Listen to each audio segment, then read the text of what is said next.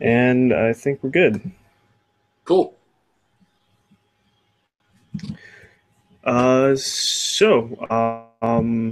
see. Are we?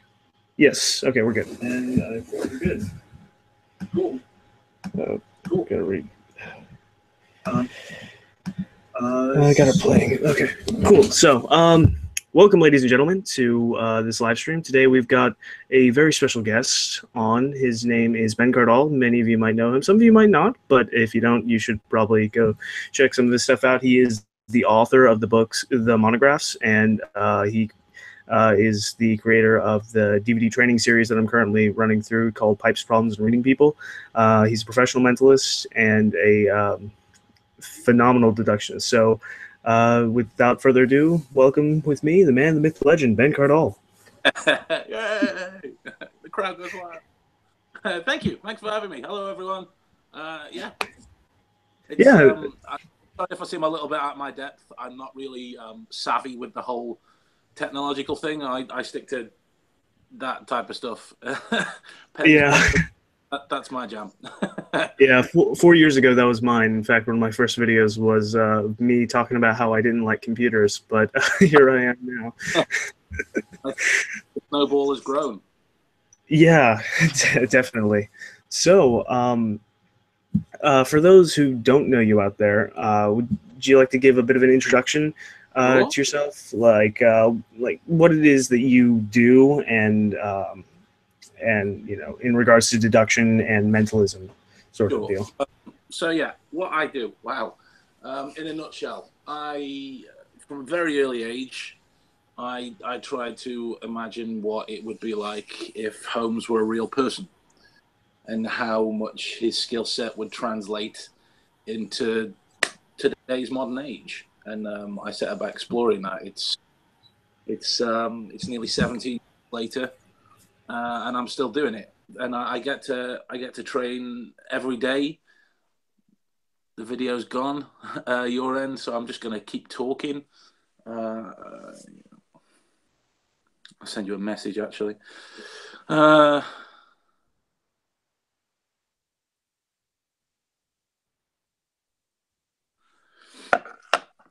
so yeah, I don't know if this is still live or not.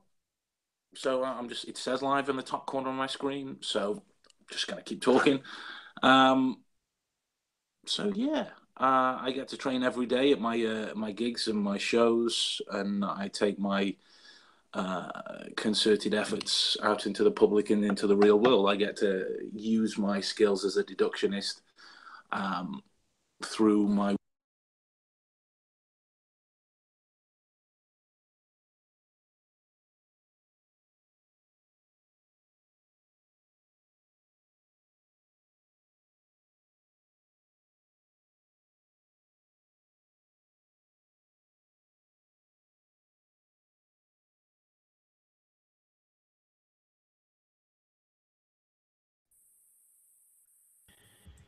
Oh, are you back? I'm Okay, back. okay, awesome. Let me see if we're still live here. Yeah, I guess we're still live. Cool. You were saying you cut out there for a little bit. My router's over there. What point did I cut out on? I believe you were just really starting out with how you wanted to imagine that Holmes is a real person and uh, take those skills into reality. Got you. So yeah, it's nearly 17 years later, and I'm still hard at it. I'm moving, so I'm putting my iPad right next to the router. Okay, awesome. My technological skills have no excuse then. So yeah, it's nearly 17 years later, and I'm still doing it. I got to blend this whole art, let's call it, with my skills as a mentalist. What little kid hasn't been fascinated with magic at some point, but it gave me a real good chance to explore people, um, in Mhm. all their infinite glory and splendor, out of my gigs and out of my shows. And I found that I was spending next to no time doing any tricks, and most of my time reading people and guessing things and deducing things about them. And the more I learned about this, the more the more it grew and grew and grew into this incredible animal that it is now. And I spend maybe 20, 21 hours a day, every day, doing this in some form or another, in some description. There'll be somebody that will send me a new paper that's been released, or I'll go explore this, or I'll have an idea and then I'll go and explore this. And it all comes down to this obsessive need to see how real, quote unquote, it can be. Where soil stops, reality ends. I get the little dog bark in the background as well. So yeah, I believe it's gone out again. Not entirely sure why.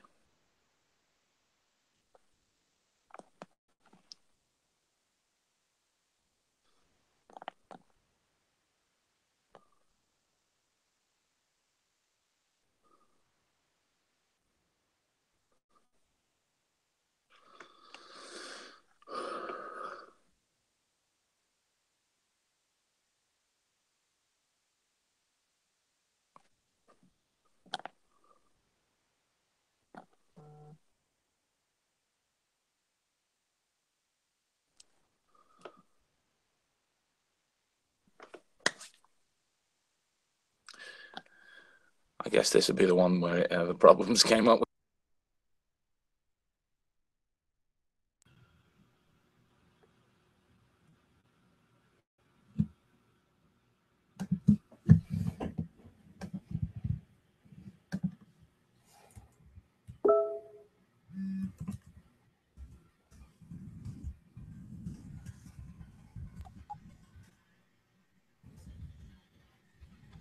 Okay, there you are. Oh, we're back. Yeah, this might be a problem on my end. I'm not sure. Let me try and minimize some of my internet usage here. So that's all. You know, really, what I think a lot of us in the deduction community have always looked to is this Sherlock Holmes, and that sort of he kind of epitomizes the whole process. And would you like to talk about maybe how he is not so much how real are the things that Sherlock Holmes does in the books? How much liberty did Doyle take? All that sort of thing. Yeah. Well, here's the thing. If you take the entire genre with a pinch of salt, I think you're going to stand yourself in much better stead for creating your own reality skill set, because there's going to be things that you do better than I do, and vice versa. So we're all not going to be exactly like the way we envision Holmes would do it. We're going to be our interpretation of the way Holmes does it. There's going to be items that of his skill set that appeal to us more. And the video's gone again. Good gravy. Try turning off my camera. Okay, I'll do that.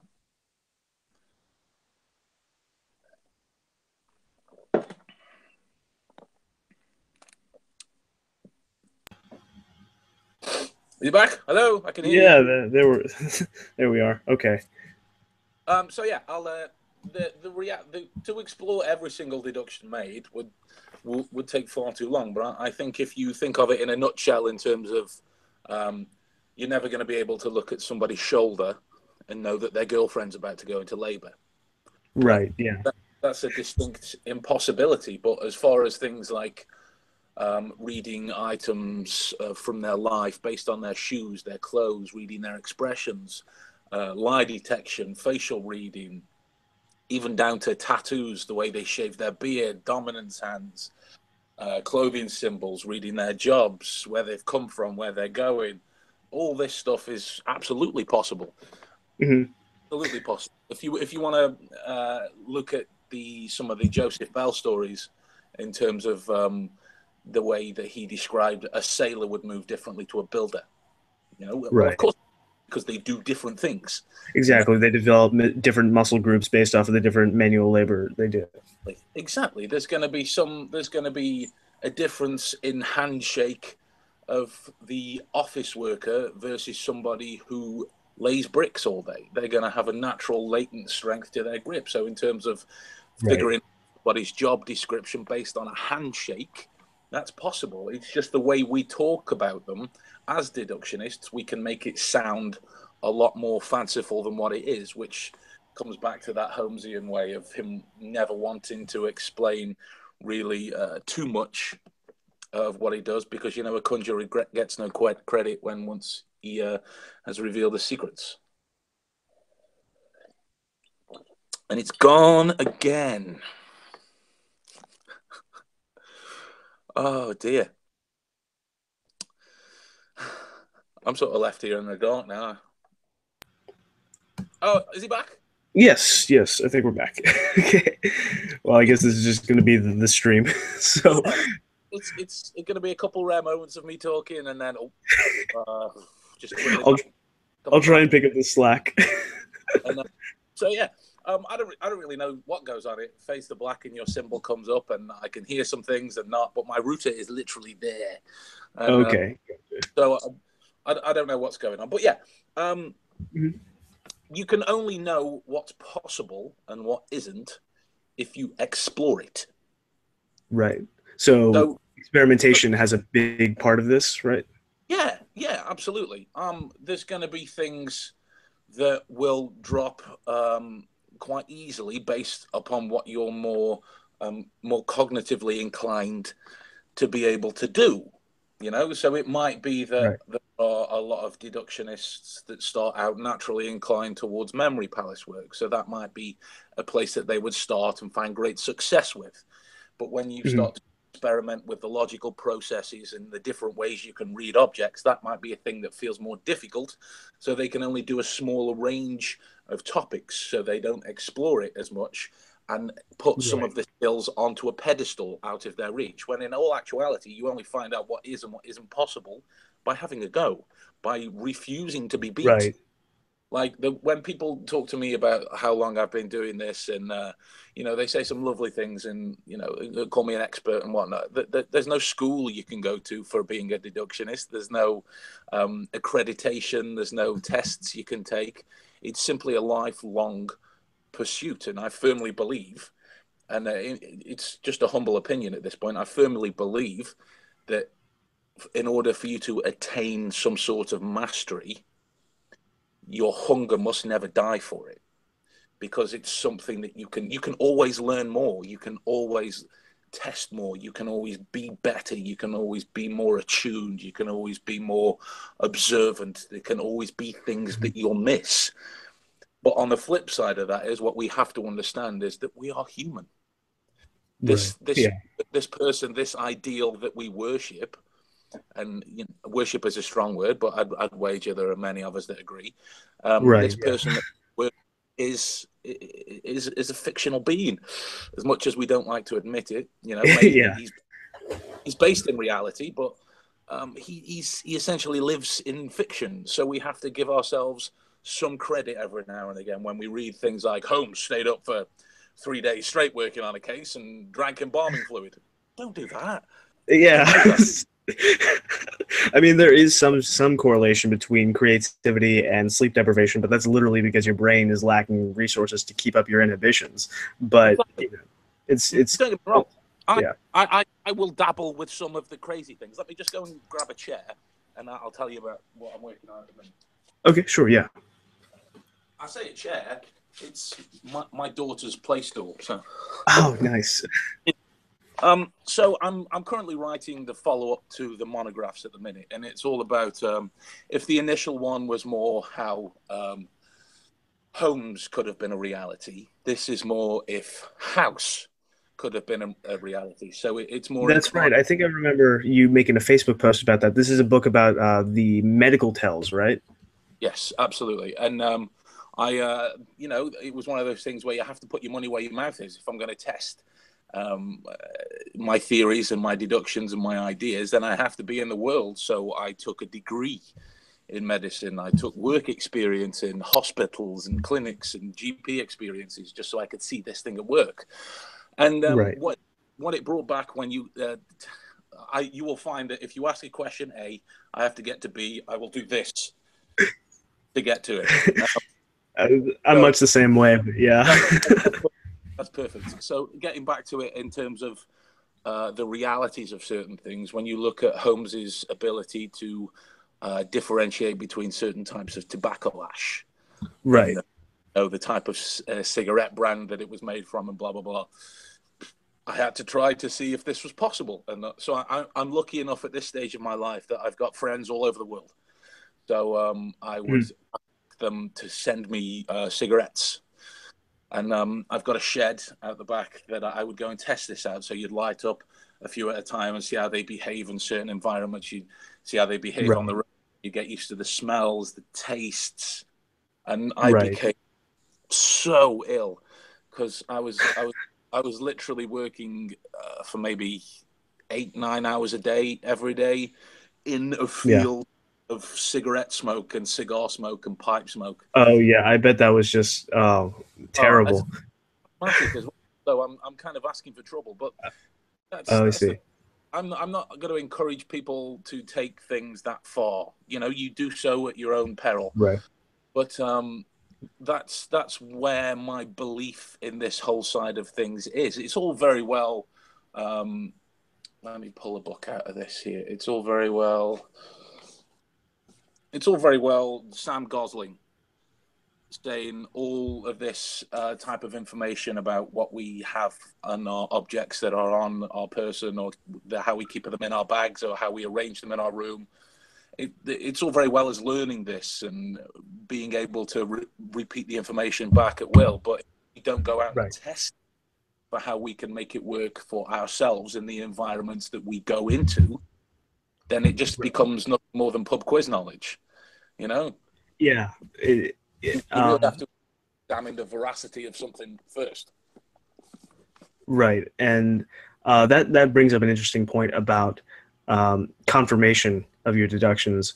A lot of people ask about the proper way to go about asking a person that they've just read if the things that they've read are accurate. And the advice I usually give to people is sometimes you won't have that opportunity.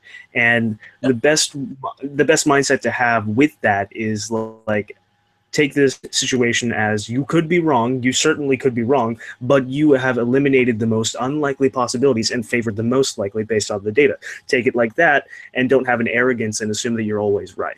Absolutely. That's a great way to think about it, because if nothing else, what you're practicing then is refining your logical prowess. You have a piece of evidence and you're working it towards a viable end. You're going towards the whole induction deduction route. That's fair enough. That's perfect. What I would advise then as well is never leaving home without a notebook. Yeah, definitely. Don't do it. Because there might be some little nugget of gold that you learn that day, and you take the chance to write it down. But what this offers you in terms of feedback for the way you can confirm your work is if you say to yourself, okay, I'm going to go and sit at a coffee shop or a local park, or I don't know, some place where people like to congregate. It might be different for everybody else. And you take your book with you. You say to yourself, I'm going to work on my deduction of shoes, or I'm going to work on my deduction of walking pace or clothes, expressions, whatever. Stick to a few topics, and you make your deductions and you write them down. Because what you'll do is you'll glance at a person, you'll take a memorized snapshot, and you'll work it through.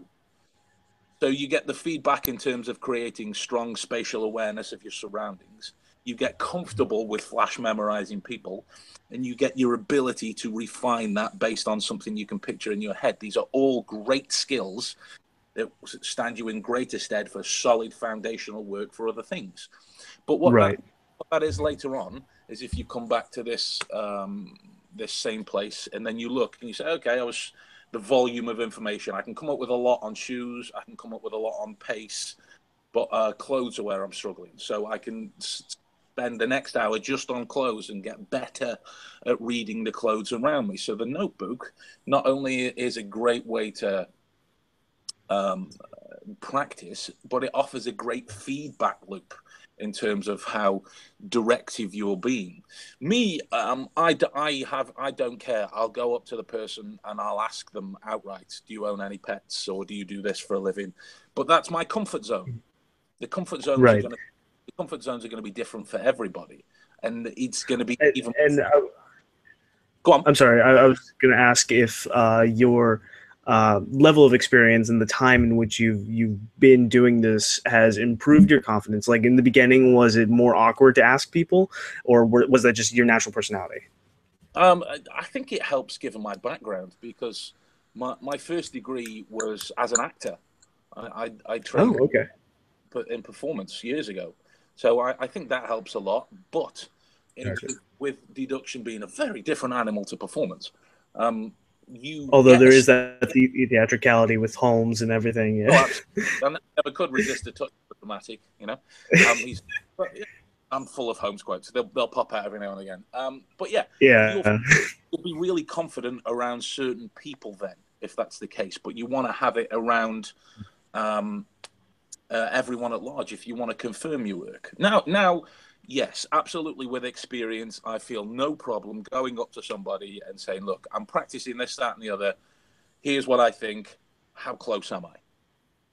You know, Right. and then And what is the general response that you get from that sort of straightforward approach, so that people can sort of? it depends on where I am, because Okay. I live in quite a rural part of Stoke, which is where I'm from, and you get all walks of life, from the local drug dealers and the like, to single mums pushing their pushchairs along, to high flying businessmen. You get everyone in between. So Right. it can range from uh, swearing, telling Okay. to go away, to intrigue and genuine intrigue and fascination. But the great thing about the fascinated people is they will ask you more questions. They'll make you work on the spot, so you're getting real live feedback. You're gonna get people who tell you to bugger off every now and again, or Right. as Sherlock said in the cab to John, about most people's reactions, they just pick.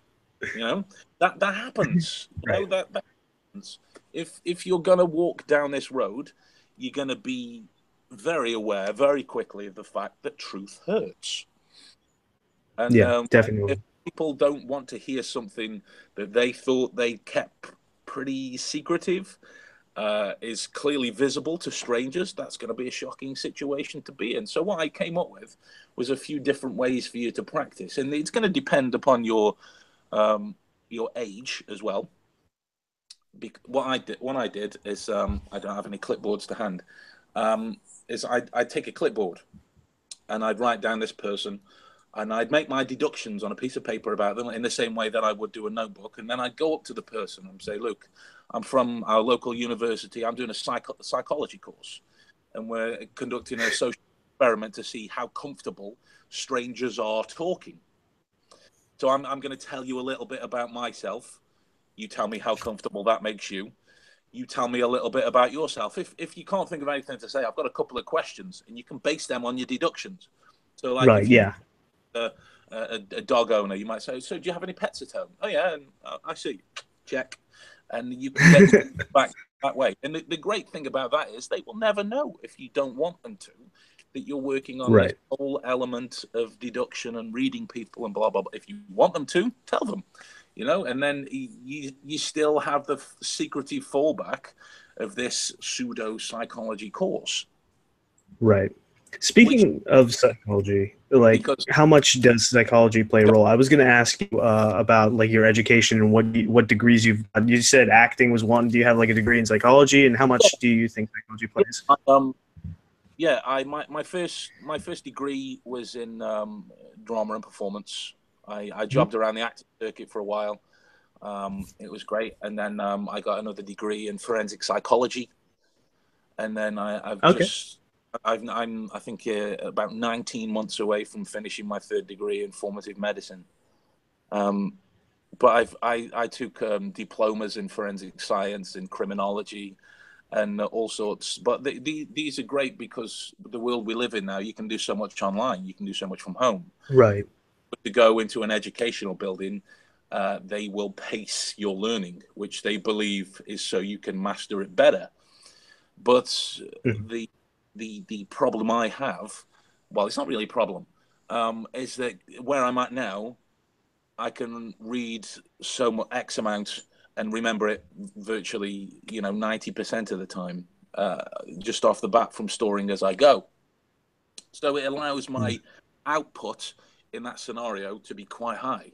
So if I've ever come to a time, there was a time on my forensic psych degree where we had 4 modules to complete, and it was done with Okay. Open University, and they gave us, I think, don't quote me, but I think it was 8 or 9 months to do it. I don't remember because it was ironic, that I don't remember because it was Yeah. that long. 8 or 9 months they gave us to do it, Okay. and I was done in 12 weeks. Okay. Wow. So So, I imagine you broke it up into like this amount of days I'm going to do this module, and you paced yourself based off, and you micromanaged it. Yeah. yeah, I Uh, mean, that- that- that- if I show you this, I've got. Can you see that? Does it reflect for? uh, is that all the papers that you had up No, on it the? starts here. Yeah. It goes across to here. Okay. Yeah, we can see it better That's now. yeah. That's a 2 meter long whiteboard of paper that I've got in my living room. So if I'm working on some things to do with the endocrine system at the minute and certain types of psychological illness, and Hmm. reading those in people. So it's a lot like my wall of inspiration. Most the TV's on when my kids are here, or if I ever want to binge watch House. Other than that, I'm working on my board, and I can sit there writing and take things in, and then I can store them away, wipe them off, go on to the next thing, and it's a great little way to have the bigger images that last around us. So then this becomes Hmm. this becomes a fixture in my memory palace in the same way that I know with intimate detail the bookcases and what they're stocked with. Most people, when they look at their living rooms, they can see their TV, they see the orientation of their DVD players, or where the coffee table sits in the room, or what ornaments are on the mantelpiece. I've now But they affixed, don't really know. Yeah, the yeah, details. they know sort of where they are, but I've now given myself a mnemonic whiteboard Hmm. which is great, and I've still got it um, through what I'm working on at the minute, and it's a great way to see your thoughts out loud. So if you ever want that fresh perspective, you can be the fresh perspective because there's one thought on there, and you can see it in its detail. So yeah, that goes back to the way I work, and see what I mean. I go off topic so much, and so yeah, I would set myself X amount of time to complete X amount of modules, and I'd Right. always make sure that I was done early. Yeah. And because I worry about that whole attitude of procrastination. I think you have to excuse me if my voice goes. I haven't been very well of late, but That's okay. if that whole attitude of procrastination can cause such a ripple effect that I don't ever want to succumb to it. Hmm. So Definitely. I will constantly rail against it all the time. Like one of my side projects at the minute is I run a gym, and I've been heavily flued up. I've not missed one class because I refuse to be beaten by anything. And so because I don't want that whole attitude of I'll just do it later, because then that's going to grow. It's going to be a seed that I don't want to grow into something else, and I don't want it to grow to the work that I love, because it would stand a possibility of it happening if I gave into it. Yeah, that's a good attitude to have, and I have to admit that I have historically had a problem with procrastination, which is something that I'm trying to. It's a habit that I'm trying to break, and I feel like I could be a much better deductionist if I was more proactive I than understand. I am now. So A lot of the time. That's why I admire you so much, is because like you're from all the material that you've produced, like the deductionist series that you made on your YouTube channel, which is for free, by the way. Anyone can go watch that. From the stuff that you can buy, like the monographs and pipes, problems, of reading people, both of which in the description. You know, you show this amazing just drive and focus for everything that you do, and I just find that very inspiring. Oh, thank you, thank you. Fortunately for me, it's something I've not really tried that hard at. For if Mm-hmm. in essence, it serves to further develop my Holmesian effort, because if Right. there's anything that immediately bores me or I find uninteresting, it doesn't exist to me. Somebody was Yeah. talking the other day about the exploits. You probably won't have heard of this show in the States, but somebody was trying to talk to me about the exploits of some couple that's been on Love Island, which is these. Yeah. No idea. I don't. They're talking, yeah, but it's great for you. You can understand what's going. I don't care.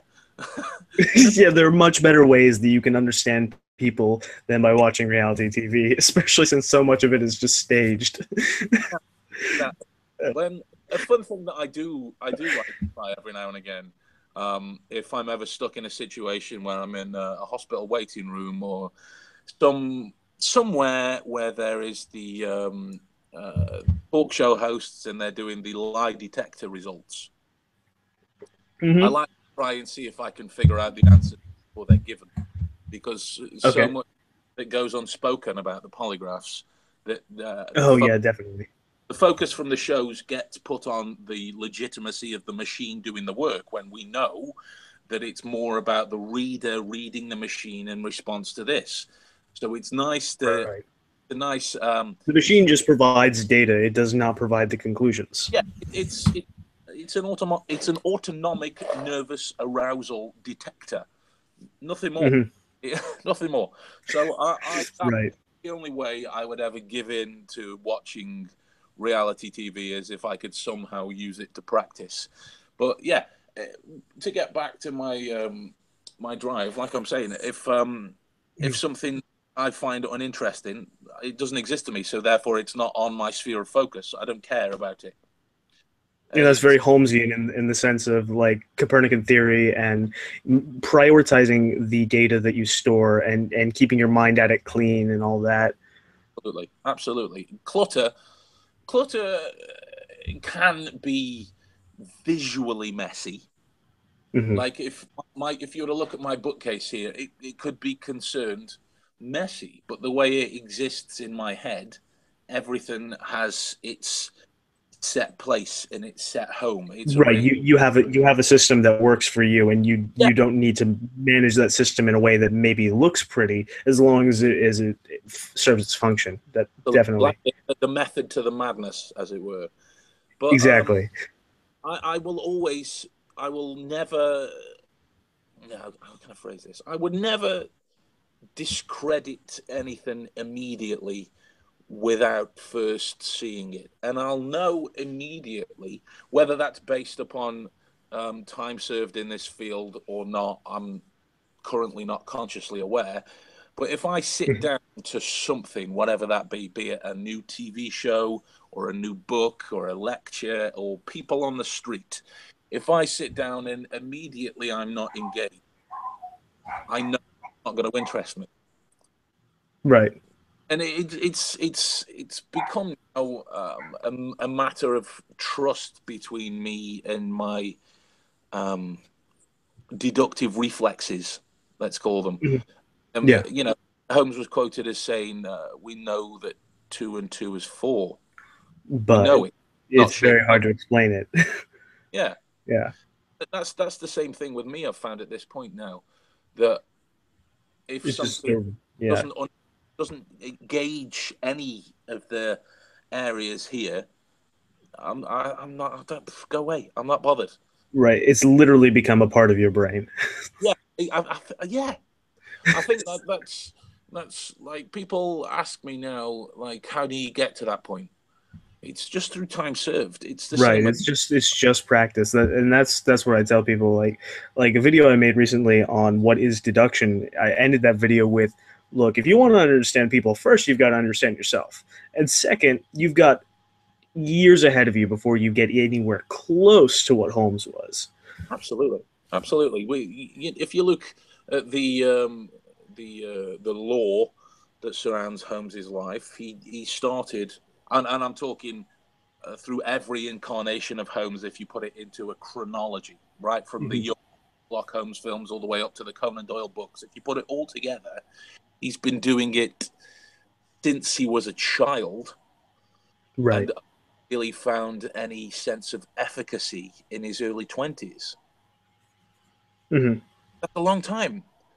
That's Yeah. a long time. And again, I'm very fortunate enough now to have students that exist all over the world.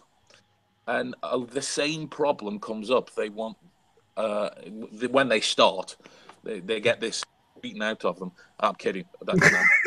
No. Oh, don't hold back.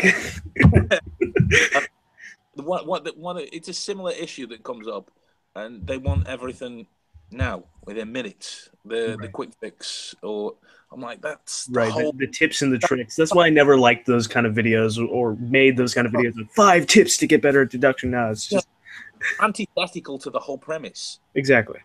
You just want to learn 5 tips to I don't know, to read whatever sort of. I don't watch them, see, so I don't know.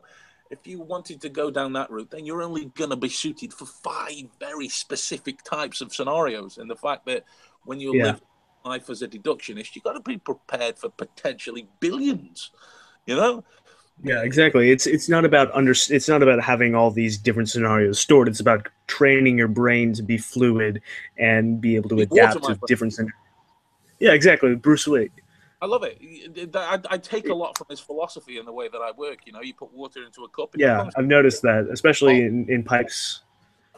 Yeah, because I think the whole idea. Well, I feel really that the whole idea of combat versus deduction has a lot of crossover. You know, absolutely. Yeah. You never can expect what a person's going to do because you simply don't know. So you have to train your brain to control your body to be put into any potentially given scenario. You have to control the way that it thinks within this scenario. You have to control the amount of endorphins and chemicals and everything else that goes to control this thing that we walk around with. You have to put the effort in. Right. It can't and be that done. mind body connection is like very, very much the same in martial arts as it is in deduction. With deduction, we're more controlling, like you said, the hormones, the chemicals in our that are released from our brain by controlling our thoughts. And whereas in martial arts, it's the same principle. It's just applied to you control your hands, you control your feet. And you know, I did martial arts for a couple of years. I want to get back into it, but my instructor, one of the things that he said that I thought was very poignant was that I don't fear a martial artist that can kick a tree down. I fear a martial artist who can kick and come this close to my face without hitting me. Yeah, there's a couple of things, again, from Bruce that is the same thing. It was, I fear not the man who has practiced 10,000 kicks once, but who has practiced one kick 10,000 times. And right.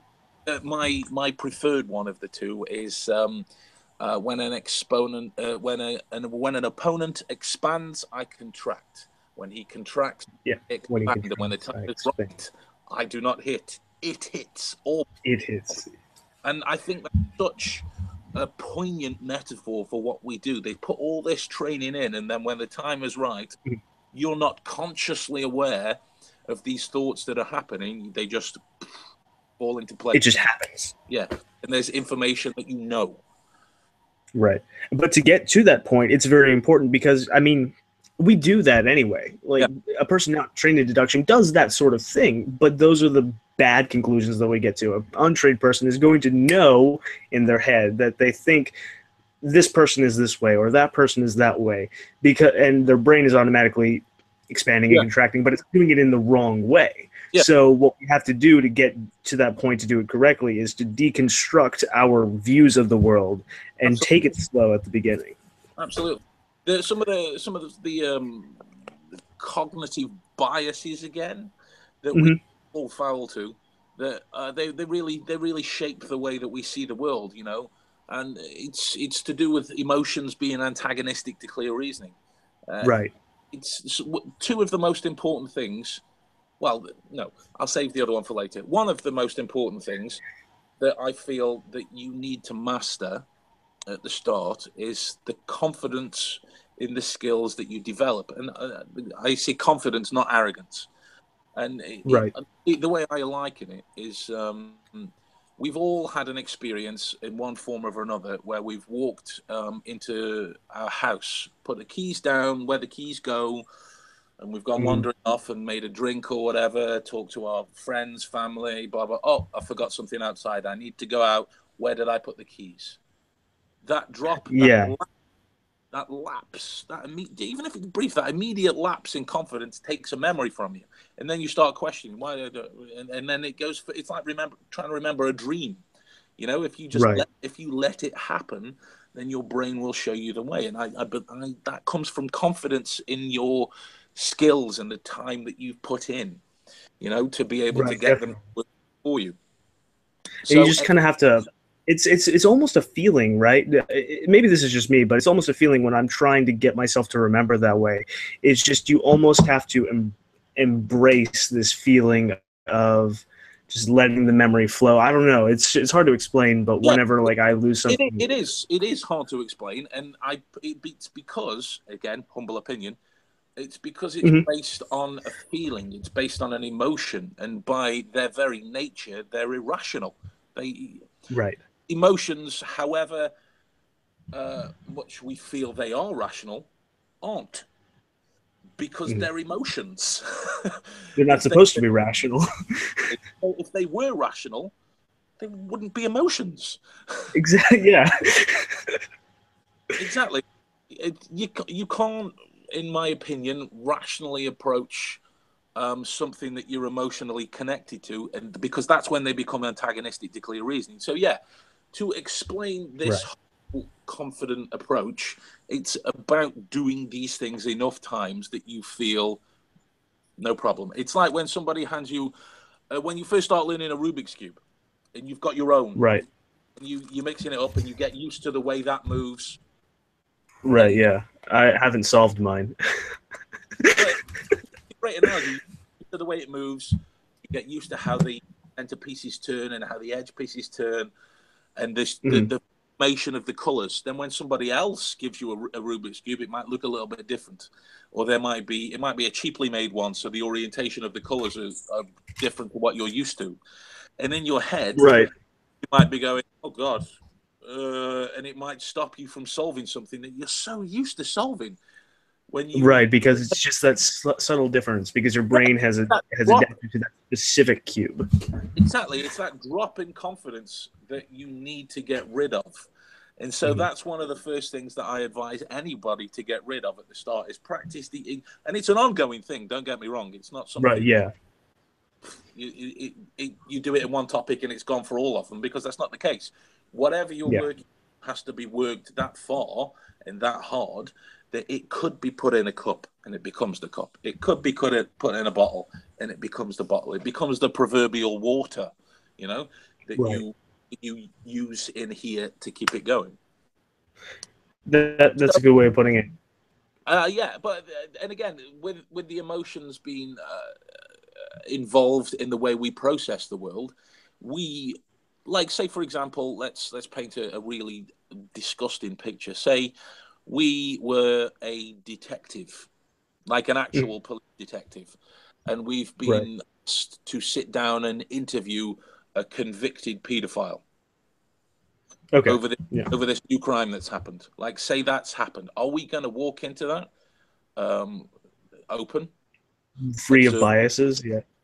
Yeah, I'm sure you You might have seen. I mean, I know I felt it, but you might have seen like a micro expression on my face or something of disgust. Yeah, Yeah. So, totally. I mean, So obviously, just even imagining that is already exactly, priming your brain. like I Yeah. say, it's a disgusting situation, but there's every Mhm. likelihood that this convicted evil person might not have done it. And Mhm. what we are going to see in that, I don't want to be a projection of these thoughts and feelings I have about convicted paedophiles. If I'm ever going to do Right. my job properly as a deductionist, I need to read what I see in front of me. So I need to shut this off, or at the very least, turn it down. Right. And I've actually been researching lately uh, the criminal profiling in the 70s with the FBI interviewing serial killers and actually coming up with the name serial killer and this new classification of criminals, and reading some of the transcripts of some of the interviews with these horrific people. The guys interviewing had to like completely abandon their conventional morality to get inside these people's heads, and there was controversy about that, and that's there's been a dramatic retelling of that recently with the Netflix series Mindhunter, if you've seen it. I know of it. It's on my to watch list. Yeah. Yeah, that's what started. That's what actually got me into researching this more, because I've been planning on doing it for a while, but because I do want to get into more of the criminal investigation side of Yeah, this. absolutely. Well, granted, it's a Mm, very extreme way of demonstrating our point. You know, right. it Yeah. that we judge all goths by the same image of the black lipstick and nails and miserable and listening Right. to. It might be that they could tell the most gloriously beautiful poetry, and we can't see Hmm. it the way that we judge them based on how we view all goths to be, or Right. And would you say that that globalization and the overabundance of media portraying different stereotypes, especially comedy, yeah, right? Like TV shows, comedic TV shows that like portray that use the stereotypes as a laugh, right? yeah. But I feel like that primes our brain to only see those people who conform to a particular group by that stereotype. Do you think I, that actually sets us up worse in today's day and age? yeah, we are battered through our whole senses of how this person is supposed to look and act, or how this person is supposed to look and act. You know, look at the way Jim Carrey is at the minute. Jim Yeah, Carrey, there's all these articles. Has Jim lost his mind? Is he going crazy? He's just, he's just going more postmodern, isn't he? yeah, That's he's just just got adopting. a different opinion on life. Yeah. How's that any different to being a Buddhist? Or any religion or any belief Exactly. affiliations. For Yeah. any sort of life standpoint, but we are now told through Facebook, through news, through websites, through the internet, through TV that this person acts this way equals crazy. You know, there might be Right. people sat in their bedrooms watching this, thinking, "What is this zany, eccentric, ape-looking like person talking? What is going on? What you know? If you're used to seeing these apparently educated people appear to you in suits and writing things on whiteboards and talking to you in a Mhm. very posh voice, that's Yeah. that's how most people tend to portray the intelligent person. They're very strict, controlled suits done up, whereas Right. I, And I they're always they're either very eccentric and yeah, completely insane, or they're completely orderly. But psychological studies have shown that discuss sensitivity and orderliness are actually less in intelligent people. And exactly. but that's not necessarily means that they're insane. And it's No, just yeah, yeah. that there is shows the work you've put in into destroying that stereotype. Mhm. Stereotypes are such a they're such a pain in my arse, because when you take on a new student or whatever, and they have this opinion or model of how the world works, you have to Right. destroy an entire way they've been engineered to think about everything, because the way we think as deductionists is railing against everything that we're taught. We're taught that smiles mean this person's happy.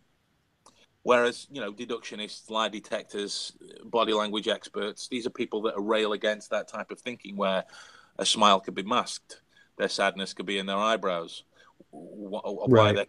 why are they clenching their fists when they smile, why are their teeth together, why is there a Duchenne opposite in the eyebrows. We have to be untrained to be able to see this. And that's why I say that such a my backside, because they come from such a little idea. Right. And the thing is that there are so many people that don't want to let that go. Like, I had a video go viral not too long ago. It was about a month ago now. It was a video entitled "How to Observe a Person," and it's a system that I use and to get a quick scan of a person as a whole. It has nothing to do with the actual problem-solving process. It's just about, look at these points, give yourself a system, give yourself your brain a prime so that it can, gather as much information as it can before you start to theorize. Yeah. But like now it's got like 200,000 views, which is great for AdSense revenue, right? But I get so many comments, and I don't mind the comments from the haters or whatever. It's actually quite funny. I get like getting called a smug prick. Makes me feel like Sherlock. But so it's interesting though to see people's opinions on this. Of, you shouldn't be trying to read people. You should be trying to accept them and to get to know them. And why are you trying to understand people just by looking at them? Why not just start a conversation? And there's so many people who don't want to let go of the conventional. What does that say? Everybody lies. Oh, okay. Yeah, I was just about to say, it was like you don't know what the truth is. It's like everyone creates an image of the people that they meet, that or has an image created for them. You never truly know a person until you really dig in deep, and even then, people don't even know themselves. Exactly. Joe Public that walks down the street might think, I'm portraying this amazingly cool, suave image about the person, but inside I'm gutted at the fact that I've been alone since my last breakup for the last 10 years, and I'm pondering suicide. It might be a complete example. So why would we waste time listening to his words? And that's why you get the keyboard warriors, as they're called, the people that go, why are you're such a smug prick and whatever. It's because you view the world in a way that's apparently contradictory to how everyone's taught. And whenever something is contradicted, your brain is automatically on defense mode. Yeah, exactly. We're taught from a very early age, from childhood, things like about getting to know people and understanding them and asking when their birthday is and saying happy birthday.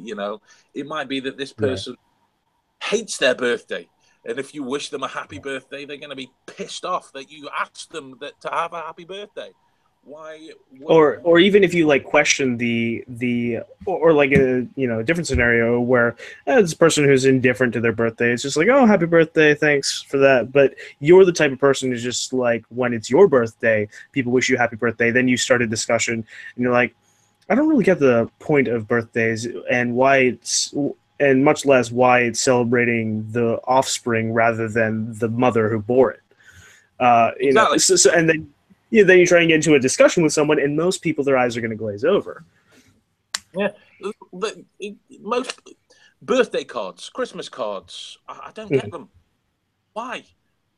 I'm saying happy birthday. I'm saying happy Christmas. If you're a family member, I'm telling you I love you. Why do you need a card that says that you're going to put in the bin in 3 days? Right. I definitely get what you mean on that one. That's what I'm saying. Society has engineered these certain opinions, and we've quoted one or two topics. There are billions. The list is Yeah, potential. it's just interesting to see how people think about these things. And Yeah, yeah, absolutely. Why are people, to go down the whole birthday card route? If I were to give you a card and a present, Joe Blogs might go, "Oh, lovely, there's a card. Put that down, present." Mrs. Joe Public opens the card. Oh, that's sweet. Spends a lot of time on the sentiment and things yeah, because this tells me about the people. I feel much more comfortable getting to know a person by observing them than I do from talking to them. Because when I talk to them, I have to sift through lies. I have to sift through their own opinion of themselves. I have to sift through their own ideals. If I really want to get to the crux of how they think and feel about the world, I observe them in it. Exactly. That's what animal experts do it. If they want to know how a herd of wildebeest are going to move across a plain. You don't try and socialize with the wildebeest. You put a camera 40 feet away and you zoom in.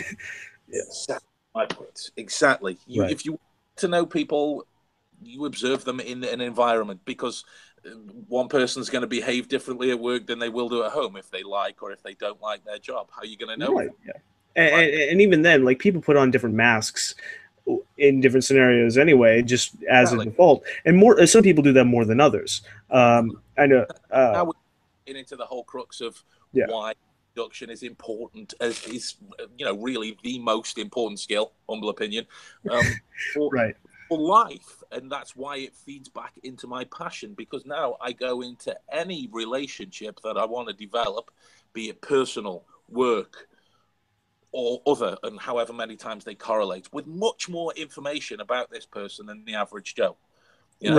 And society is built upon this honor system, and I think especially in democratic societies, because you've got this whole idea of the social contract. You've got this idea that we make a deal where with the government, with the people ruling the government, and the people of the country, and that mindset extends to interpersonal relationships. Of there's this sort of honor system of, I'm going to give you the benefit of the doubt that you're not going to stab me in the back. Absolutely. But at any given point, that could happen. And it's the whole that's an emotional driven concept. Oh, he would never lie to me. Why? Because we don't want to think of ourselves as liars. And when we think of other people as liars, because we're a person too, we think of ourselves as liars. We think of ourselves as bad, and we never want to think of that. We're taught that lying is bad, but we do it to kids all the time. Yeah, exactly. Like why tell them that Santa Claus exists, but tell them to tell the truth when they break the lamp? Exactly. There's the arguments of, oh, it's nice and magical. Why? I've worked hard to provide for my kids this incredible day. Why can't I have that? Why am I giving it to some fictional fat guy? Exactly. Yeah. Who's that benefiting other than Christmas cards, wrapping paper? Yeah, exactly. The industry. Why can't my kids come and sit on my knee and talk to me about how they want to spend their Christmas day? Why can't I indulge my family environment? Why are you giving that special moment to some person that you've never met? And there's that thing again of, okay, who is this guy hiding behind a beard and a weird fat suit? Exactly. And that's why this is such a contradictory concept to everything. That's why it seems so difficult to break, because depending upon where you start this journey, like, even if you start in your early teens, you've got potentially 8-9 years of competency and the way society has told you to think and feel and act and behave. You've got to break that. That's like trying to shatter your own personal MK Ultra from inside you. You've been engineered to think and act a certain way. If you want to break that in order to see the truth of what's around you without it being colored by emotions or concepts, or how your mum said this person's going to behave, or how your dad said about this group, You need to break that first. Right. Yeah. And it's a totally a lifelong thing. But just to get started, I encourage people to lock themselves in a room for a few days with some snacks and water and just do some self-reflection. Totally, because you're going to be drawn upon your own personal hang-ups then. Yeah. Not to sound too much like, the quintessential hemp-loving hippie, but if you don't understand yourself Mhm. truly, you're Yeah. never going to understand how you're going to work. Right. I know how I learn. I know how to educate myself in different surroundings. I know that I'm better off learning from a video lecture if I'm in the middle of a public environment. I know that doesn't necessarily matter at home. You know, Mhm. I know that if I want to take down my retention levels to about 70, 80%, I can watch 2 or 3 different things at once.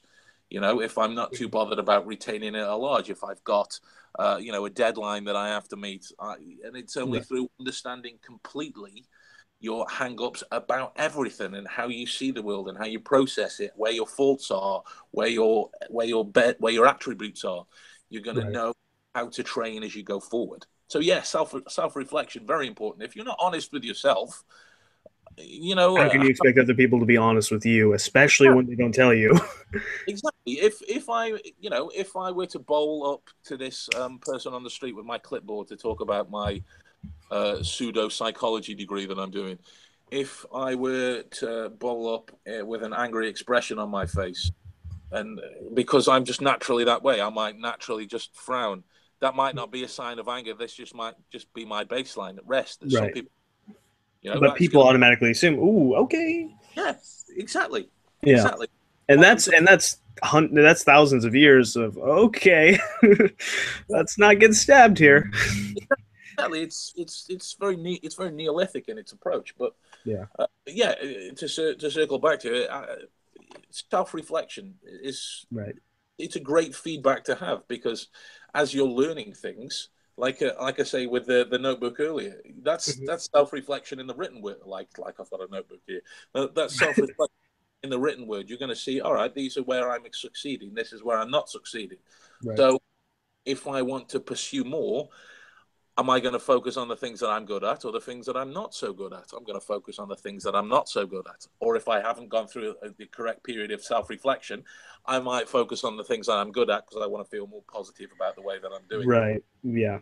And it's Like for me, I've always had the opposite approach of, well, the opposite of the natural approach, I should say, of okay, this is what's wrong with me. Okay, let's hone in on that and completely, disregard the things that I'm okay, I'm good with. Like for me, the logic and the memory, those two aspects of deduction, of being able to put things together and retain things, I've always been good with. yeah, But the thing is, I've always been so good at that I have been like for most of my childhood, I was just spacing out all the time. And I was yeah, completely oblivious to the world around me. So when I got into deduction, observation was the thing that I've had to work on the most. And a good portion of the videos that I've made is how to improve observation. I'm working on one right now that concerns peripheral vision, yeah. and but I do want to change gears a little bit here and ask you a kind of a different question. What do you think about the online deduction communities, more specifically the YouTube deduction community at large? So that would be my channel, Sharon Ford Holmes' channel, which he's renamed Cognitive Psychology. There's Logan Portanier from the channel Observe, who focuses on body language, and then there are two smaller channels, Practical Deduction and Thinking Like Sherlock. What do you know of us, and like what is your take on what we've created here? Um, I'll be perfectly honest. I only know of you and Cameron's work Okay. because being involved in my work, I don't spend a lot of time looking at videos that Right. to do it or educate me because Mhm. I'm doing it myself, so I don't need those videos. Does that make sense? Yes, absolutely. So my knowledge and experience of them is very little. Mhm. But as far as I'm concerned, what the opinion that I have of them, because I watched most of the live stream that you did with the chap from the Observe channel with the Okay, awesome. with the rather refined beard, which is cool. He'll like that. He's watching right now. I've met and I've spoke to Cameron a few times, and I've spoke to yourself numerous times as well. So I'm confident that you guys are putting forth expert information. You know, I know the effort that you put into it, and that, you know, you're spreading word, you're spreading knowledge. Like, people often ask me why I don't have a bigger Instagram following or a bigger YouTube following. It's genuinely because I don't care. Right. If I ever make a video, it's for me, and Yeah. I make a video that I find comfortable enough to be important enough, and if it's educational enough, to be educating, you know, in the proper way. If it's entertaining, hopefully, then I want to make sure that it is something that I'm just comfortable to share, as much as I would be comfortable talking about to one or two people. I'm not necessarily bothered about that whole area of the world myself, because there are much more technically minded people and better people for it, like yourself and the other chaps that I've mentioned, that can take care of that, which is great for me. I don't see it as a negative at all. It can only be perceived as a positive because of the information that you're spreading. You're not saying things like, I don't know, to be a human lie detector, you've got to do X, Y, and Z, the end. Right. You know? Yeah. I don't think any of us have ever made a video like that. Yeah, exactly. That's what I'm saying. So it's not like you're spreading disinformation. Yeah, it's not like you're spreading rubbish. You're spreading well thought through, well founded information, which can only serve to better the art form of deduction. Because, to my knowledge, there's only a handful of people that are properly taking this on to the areas that it needs to be taken onto. There's no one person that could tackle every aspect of it. So the fact that there are you guys out there and myself taking it on and pushing it forward can only be conceived as something awesome. I think it's great what you're doing, and the fact that you are getting, you know, 200,000 people watch. It's 29,000 subscribers right now, I think. Perfect. 29,000 people interested, even if it's just moderately interested in the aspect of deduction. To me, that makes them awesome. Because if you're just moderately interested, you're moderately interested in becoming more open-minded. And that's always a good thing, yeah. Which is such a great way to live. And there's no if, the things that you guys talk about are beneficial skills that are transferable to all walks of life and all people. So how people could misconstrue that as a negative is beyond me. It's going to start debates. Awesome. If it's going to start conversations, outstanding. That's how we get to ends. That's how we get to more information. That's how we get to ideas. With the keyboard warriors and the haters, quote unquote, they overplay their hand.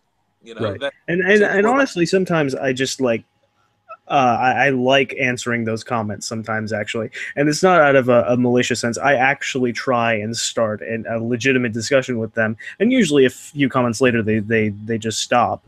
But it's it's a mental exercise for me of just figuring out, you know, getting the pulse of the real world, so to speak, the world outside of deduction.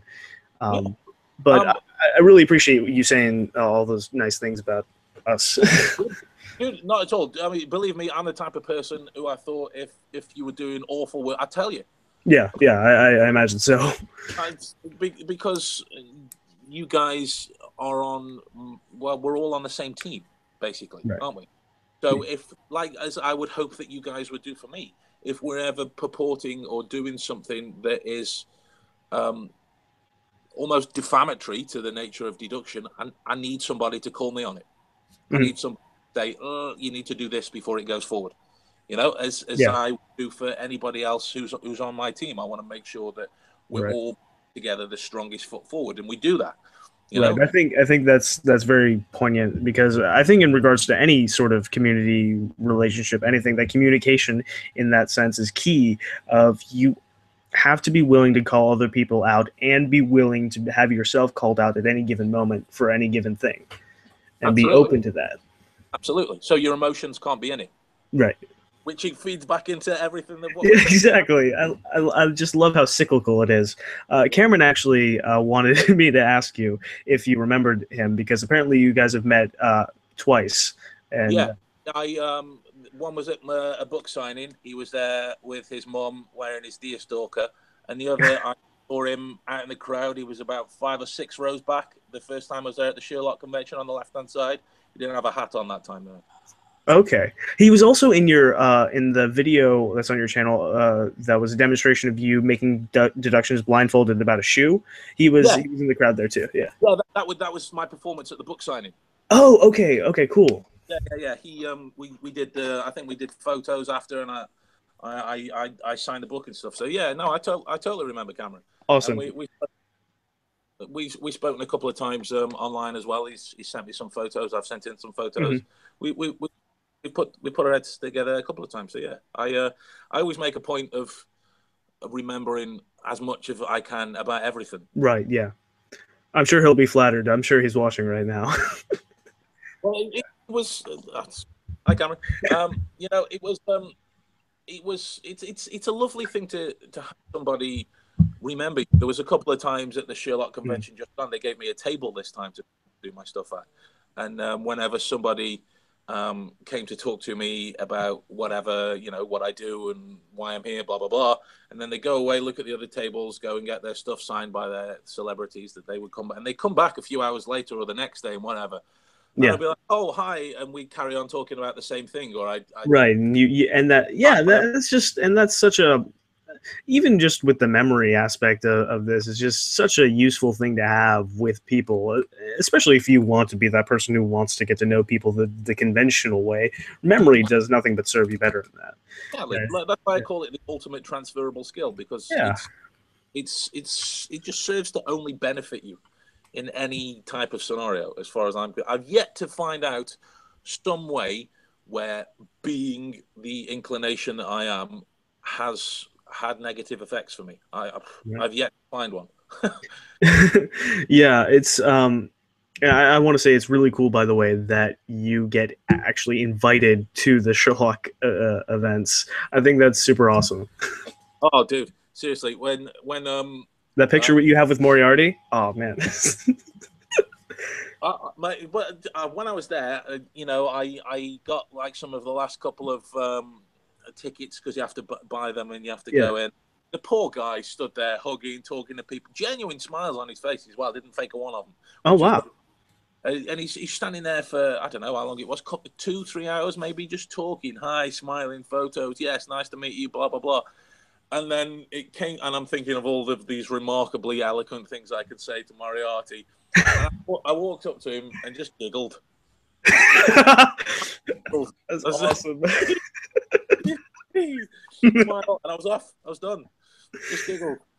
And, yeah, when this time round I got to do a show on the actual set. Oh, that's awesome. On the actual set, and I was stood backstage with the one of the lady hosts, Hmm. and Michelle, lovely lady, and I was just she's like, "Are you all right?" I'm about to have a total nerd breakdown. And Oh man, I bet. we discussed the weird topics of fitting into Benedict's bum print on the chair and whether we could do it or not. Whether we could there for everybody to see, because it was the actual chairs that they used in the show. That's awesome. So, yeah, it's I feel sorry for my cameraman Adam that comes with me. He comes with me everywhere. He's my Yeah. he's my dearest friend, and he's not even as remotely interested in this whole Sherlockian way as I am, obviously. Right. But Yeah, I'd imagine. we were sat in the bar. There was me, Sora. There was the male host Tony Lee, and a couple of other writers from Doctor Who and the guys' wives and stuff. And then Louis Moffat came up and sat down, and me and Adam are like, "This is really happening right now." And then naturally, because I'm billed as the deduction is the real, Sherlock, whatever. The question Right. comes, so what is it you do then? I'm like, did some stuff for Louis. Yeah. He called me a god, which Oh, was wow. amazing. And Tony Lee, he's an award-winning writer. He called me a cross between Cal Lightman and Jason Statham, which again was awesome. But then, Yeah. Stephen Moffat and Sue Virtue just wander up, glass of wine in hand, start making polite conversation with their son, and I'm like, I could reach out and touch him. I'm that close, and me and Adam's more the Doctor Who fan. Just Okay. Yeah. Yeah. Adam's more the Doctor Who, I'm more the Sherlock. But we both just sat there. The guy who directed both of those things. Yes. Yeah, we just sat there like Moffat. And I thank God that nobody brought me up, because I'm not sure that my brain would have been able to cope. Right. Yeah. Emotions antagonistic to clear reasoning. Oh, gosh. It was just pandemonium in my head. There's like there's a little nerd just running around in circles. That's all that was going on. It was amazing, and to be invited back the second time was it was incredible. They were like, "We're going to pay you." I don't care about being paid. Just let me. This is the payment. Just let me. I don't care. I'll pay. That is awesome, and it's an amazing. And you know what? As well, it's full of so many awesome people. Everybody. There's not one ego in the room. Everybody who's there is just very much on the same team. That's very rare to find in the industry. Yeah. I mean, coming from a film background with like the place I work at, I'm in the media department, and my boss, my mentor sort of guy, he's he's got his finger to the pulse of the film industry and everything. And even though we do documentary stuff, but it's just like there's so much ego in Hollywood and these places, and it's just very, very neat to know that the guys who make this product that we all love, there's well, I'd unfortunately left at this time, but I was talking to Michelle about it. Apparently, Rupert Graves and Louis Moffat, and I think her name's Indica. She played the young Eurus Holmes. Oh yeah, okay.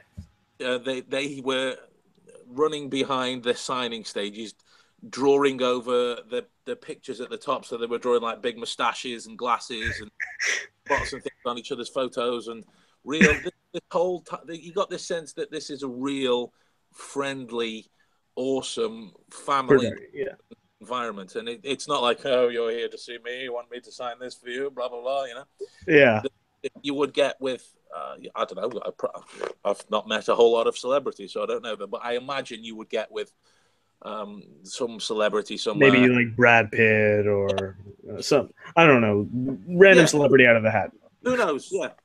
Maybe it would happen, maybe it wouldn't, Right. Who knows? Did you meet Cumberbatch?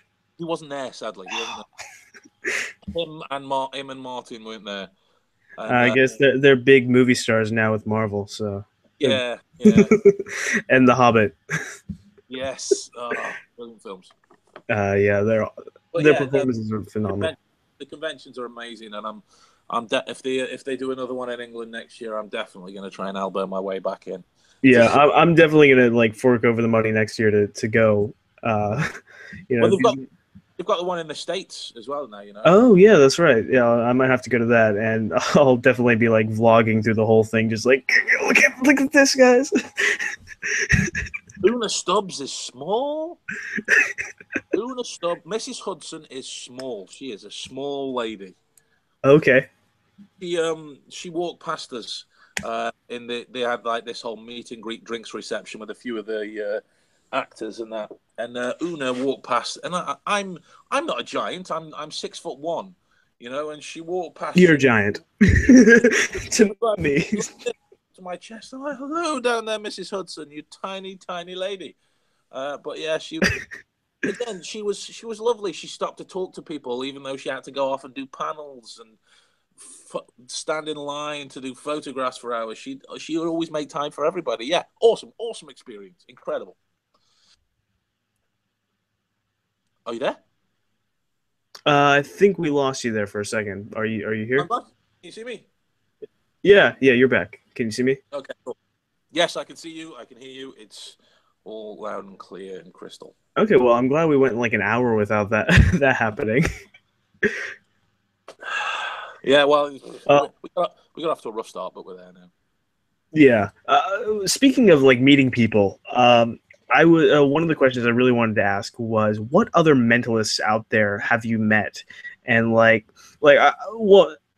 some of the more prominent ones that I've heard of is like Colin Cloud and Darren Brown. Like, have you met those guys? And how much of their stuff Yeah. is legit? Because yeah, I have met them, and I would be remiss if I chose to talk about this in such a public domain because their gotcha.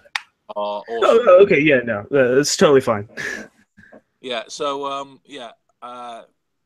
you make of it what you will. They'll talk about the things that they want to talk about, and yeah. I can't really say a whole lot about what they do because Okay. Yeah, trade secrets and yeah. Well, not necessarily trade secrets. I don't want to say anything defamatory because they don't deserve it. Right.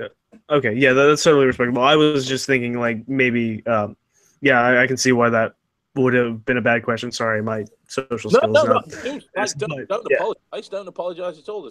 It's a perfectly valid question because they've built a reputation on the back of certain things, and I feel X way about a certain thing, and it might Mhm. So it very much opens a can of worms that I'd rather be shut. Right, I can definitely see that, and I am a big fan of Darren Brown. The man's a legend. Definitely, yeah. He's a legend. Yeah. So yeah. So yeah, moving on to another question. Yes. I've got a whole list here, so we've pretty much covered most of them, and I haven't even asked most of them, but you just like go through the points that. You mentioned earlier that you run a gym, and I've seen your posts on Facebook with Hero School and all that, and it's pretty cool. Like, if there was a gym like that around town here, I would totally go to that. Thank you. What I'm wondering is how keeping a strong body, a healthy body, how that plays into keeping a strong and healthy mind, and well, I won't say my opinions on that. I just want to hear what you have to say. Yeah, I think the two are inextricably linked. Mm-hmm. To be honest, I think, and don't get me wrong, you can look a certain way and be the healthiest creature on the planet. Look at people like Sam, who's built a career on the back that he appears as some sort of overweight old man when he is most certainly not.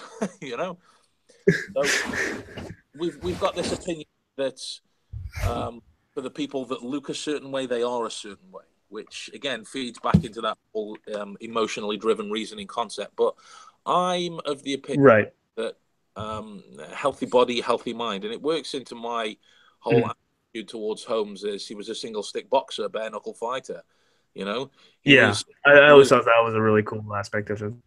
Yeah, for a man of his size, incomparable strength. Look at the story of the adventure of the Speckled Band, where he restraightened. Yeah, there was Dr. Grimsby Roylott that bent it, but Holmes bent it back, straight back. So he's got to have a background in that area to be able to do what he does and get into the situations as comfortably as he does. You're not going to the face of London's criminal elite without being able to physically back yourself up in some way should it come to it, you know? Right. And even like the first encounter with Holmes and Watson literally says, he shook my hand with a strength that I should not have given him credit for. Yeah, exactly. Yeah. Absolutely. And I don't know if you've seen this, but there's a video game out. It's been out for about a year now called Sherlock Holmes: The Devil's Daughter. It's I've heard of it. Pretty fun video game. Yeah, I've played through it, and it's actually a pretty neat mental exercise where there's actually some in-depth stuff with solving the cases. But there is some really cool action scenes with it, and there's parts where you do actually have to fight, but there's always like this aspect of grace with Holmes, and there's this grace with movement, and I feel like the actors that I've seen, Basil Rathbone, Jeremy Brett, Cumberbatch, Downey Jr., they all exemplify this idea of grace with movement. And I see with mindfulness, whenever I'm being mindful and planning out movements before I make them constantly, that you move more efficiently through the world. And I feel like that is, with these actors, getting a character that is reflective of that. Absolutely. What are your thoughts on that? Yeah, I completely agree, because let's say, for example, if you were unfit and you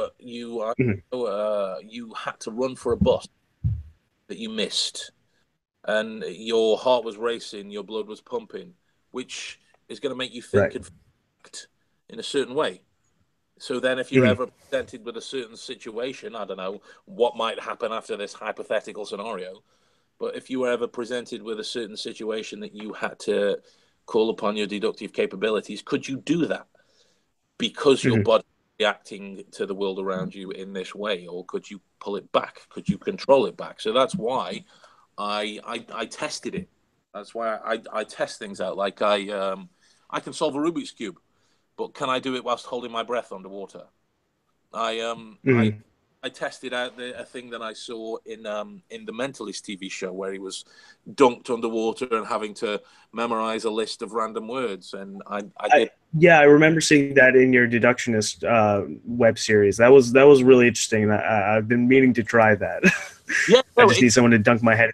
It's a lot harder than it appears on the surface. You know, you can be at that point and comfortably memorize 50 things, and I did it randomly. So we had objects, numbers, and playing cards, which are some of the things that pop up from the memory championships. And we had people send in random lists and things, and Adam just read them out as he tortured me. And that was all about how well I could control my breath. Could I control the way I thought about it while I'm underwater? Could I come up immediately, not panic because I'm short of breath, and pay attention to what's going on? Right. So all of these elements, I feel, again, humble opinion, that they are inextricably linked, because your health is going to affect the way that you feel, which is going to affect the way that you think. And given that a large portion of our capabilities as a deductionist comes from being able to think, I don't feel that you can get away from the fact that they are your body and your brain. Your brain is part of your body, and your brain is the seat of your mind. If your body's unhealthy, your brain's unhealthy, your mind is unhealthy. Exactly. Yeah. I just had a friend text me who's watching right now, and she said that she would dunk my head underwater for me.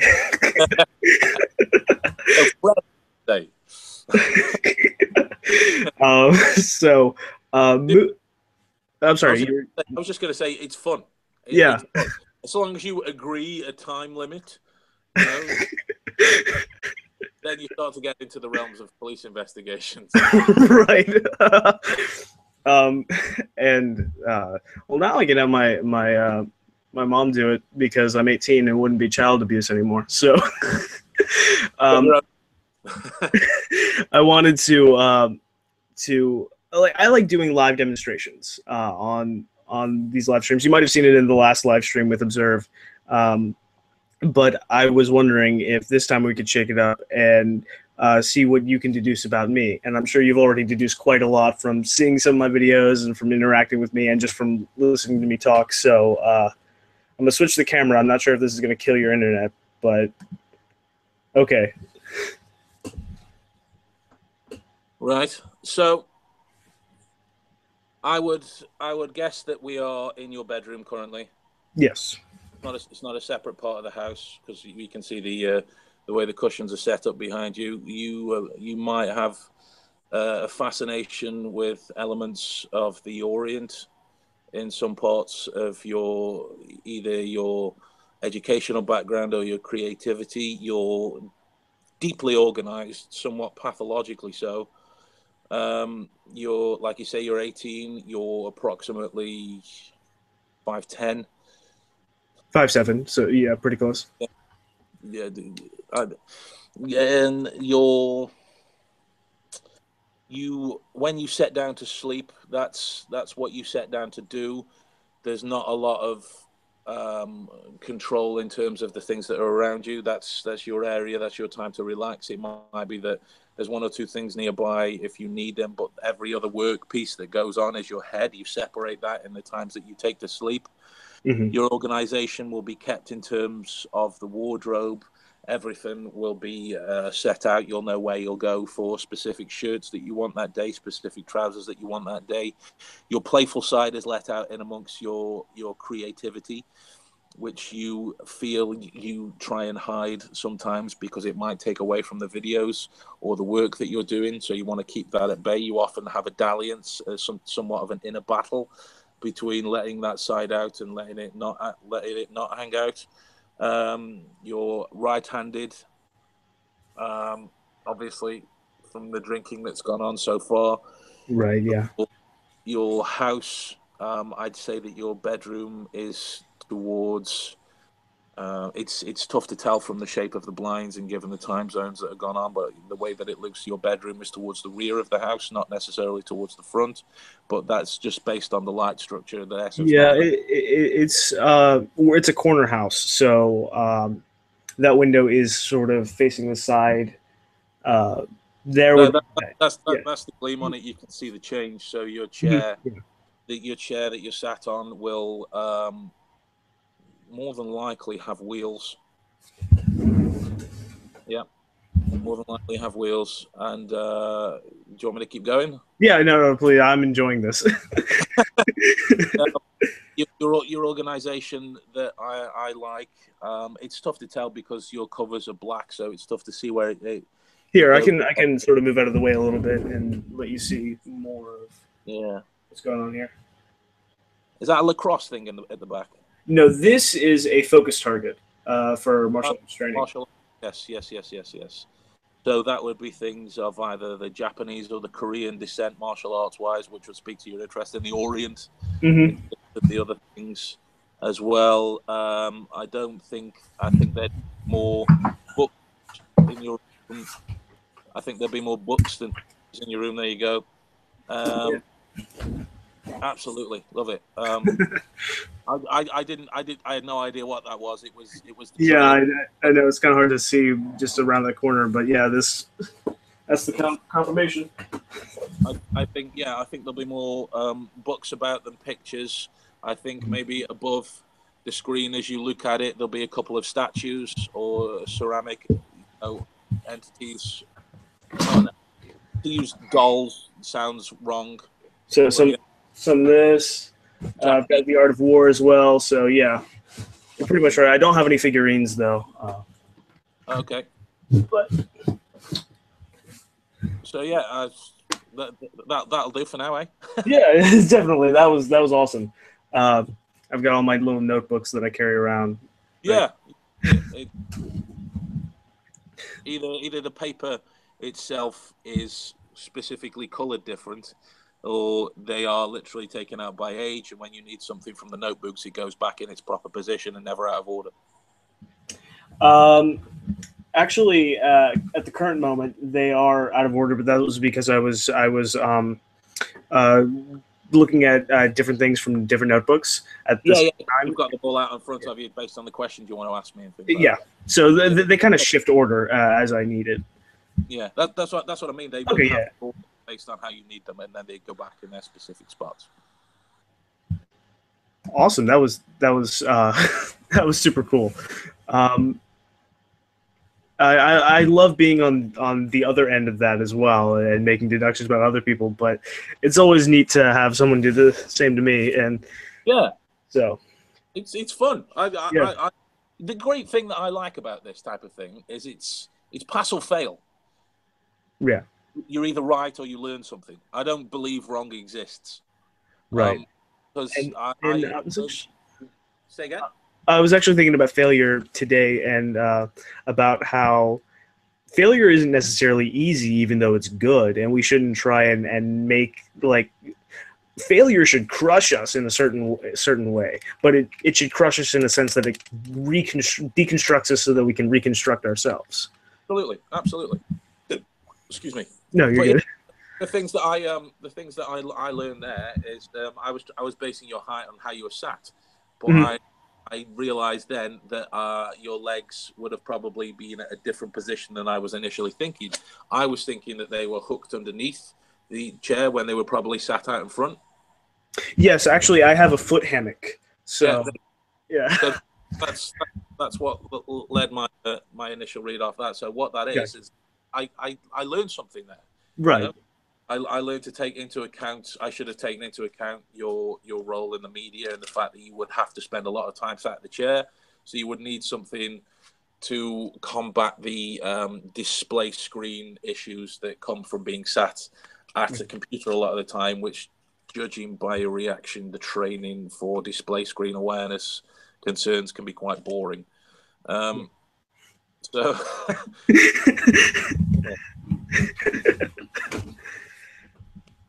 so yeah, Yeah, that was awesome. thank you. There's a frequently asked question that I get, and that I haven't really been able to give a good answer or a definitive answer to. Um, oh yeah, Observe did suggest the foot hammock to me. He just commented that. But this question is: what is your most impressive or memorable deduction that you've made? Uh, and I know I get this question a lot, so it's not like it's always like, oh well, there was this one, or oh they kind of blend together at some point, or but like what at least recent history, what's your favorite deduction you've made? Well, there's a couple of things that I'd like to tell you about, but I can't because they concern ongoing investigations. Okay, gotcha. But there's one that stood out, and I mentioned it in the monographs as well. I'll probably remember. Yeah. It all started with Cocoa Pops. Oh, this one. Yeah, which was just a little bit of cereal on somebody's knees, which was on the kid's knee Mm-hmm. for this young single mum. And the way I liken this scenario is it's a lot like the story of the Minotaur and how you get out of the maze with the string. Yeah. I just kept pulling at this thread. More information just kept coming, and it all started with the whole idea that a mother, in a rush, missed the detail of cereal on their children's knees, Mm-hmm. on the one kid on his knee, like. And I started off with that idea, and you extrapolate as to why, and it turned out that I'd been able to reason that she'd recently broken up with her husband. She'd just moved into a new home, and she'd been trying to sort out everything that was going on the phone whilst her son was in the other room playing video games. And then I was actually yeah. they That was had to leave. actually the scenario I was thinking of when I was thinking of the most impressive deduction I've read that you've made. That's the one that comes to mind. Thank you. There's a couple of others where I had to. I don't know if I'm going to get into trouble telling you about this or not, but we'll see. There was a 42 time, people watching. yeah, there was a time I worked with the local police force to find a person that was sending threatening letters, and the letters weren't handwritten; they were computer written. Hmm. I wasn't even sent the actual letters. I was just sent copies of like pictures of the letters Hmm. and pictures of the envelopes. And from that, I got it down to a list of three possible people it could be. which I find quite impressive because it meant that family that had this abuse, and these were horrible letters. They were threatening to murder their horses and attack their children. Okay, wow. So was that through language analysis that you got that, physical analysis? Combination of everything. There Okay. was the letters themselves were sent on a timetable as such as I could estimate that these were done on the way to work. The way that they were time-stamped as they'd gone through the post office gave me a list of possible jobs it could be. The language itself suggested a certain type of person in a certain type of environment. And all this information I fed back to the police, and then they came back with the 3 names. It was a similar scenario to this. They would show their pictures of it, not on their phones, obviously. They had files. Right. Yeah. And I got it down to the person from there. So it's that for me was a quite impressive one, because that had sort of real world applications, as it were. But yeah, to remember them all, yeah, I forget most of them on purpose as soon as they've happened, because I don't want the unnecessary space. Right. Or and even then, there's also the moral aspect of, okay, I don't really want to reveal this person's secrets to the world. Well, this last one I'll tell you about comes back to the whole idea of battling egos and keyboard warriors and the things. Yeah. Okay. A lot with doing this type of things in performance. So these are people that are talking to my face, and a lot of the time you get the whole, all right, then what am I thinking now? Challenge. Yeah. One of my performance pieces is I will guess what's in people's pockets. Okay. And I'm doing it involved, and this one chap says to me, several unpleasant insults. What am I thinking about right now then? And my immediate snapback was, you're thinking about how best to demonstrate your skepticism to seem like you own this group, when in fact I'm in charge, and I don't really want to tell the person that you're currently attracted to that you are attracted to them, because that's going to damage the relationship you have with your friend. And you want me to carry on, I will carry on, because that will involve me talking about the Class A drugs that are in your pocket. And sat there staring. I knew, I mean, don't get me wrong, I knew that I was right, because how can I put this? I knew about the drugs because I'd heard him do them in the I'd heard him do them in the toilets. So that was that I'd not necessarily, for want of a better phrase, deduced. My observation kept that one there. Right. You say that's cheating, Sherlock. No, that's not cheating. I'm listening. I use my senses, unlike some people. So see, I'm fine. Absolutely. There was a great mentalist who came up with an excellent saying. His name was Joseph Dunninger, and it was I forget the exact wording, but we'd speak about using his 5 given senses to create the illusion of a 6th. Oh, that's I like that. That's all that I did there. I just listened. He was in the cubicle, so for all I know, he could have had a cold at that specific time. But when I met him, and could see it all fits together when you fit together, and that was a fun one, because it went from him feeling that big to him feeling that big. I had a little exchange with a person in a comment thread on that video that I was telling you about.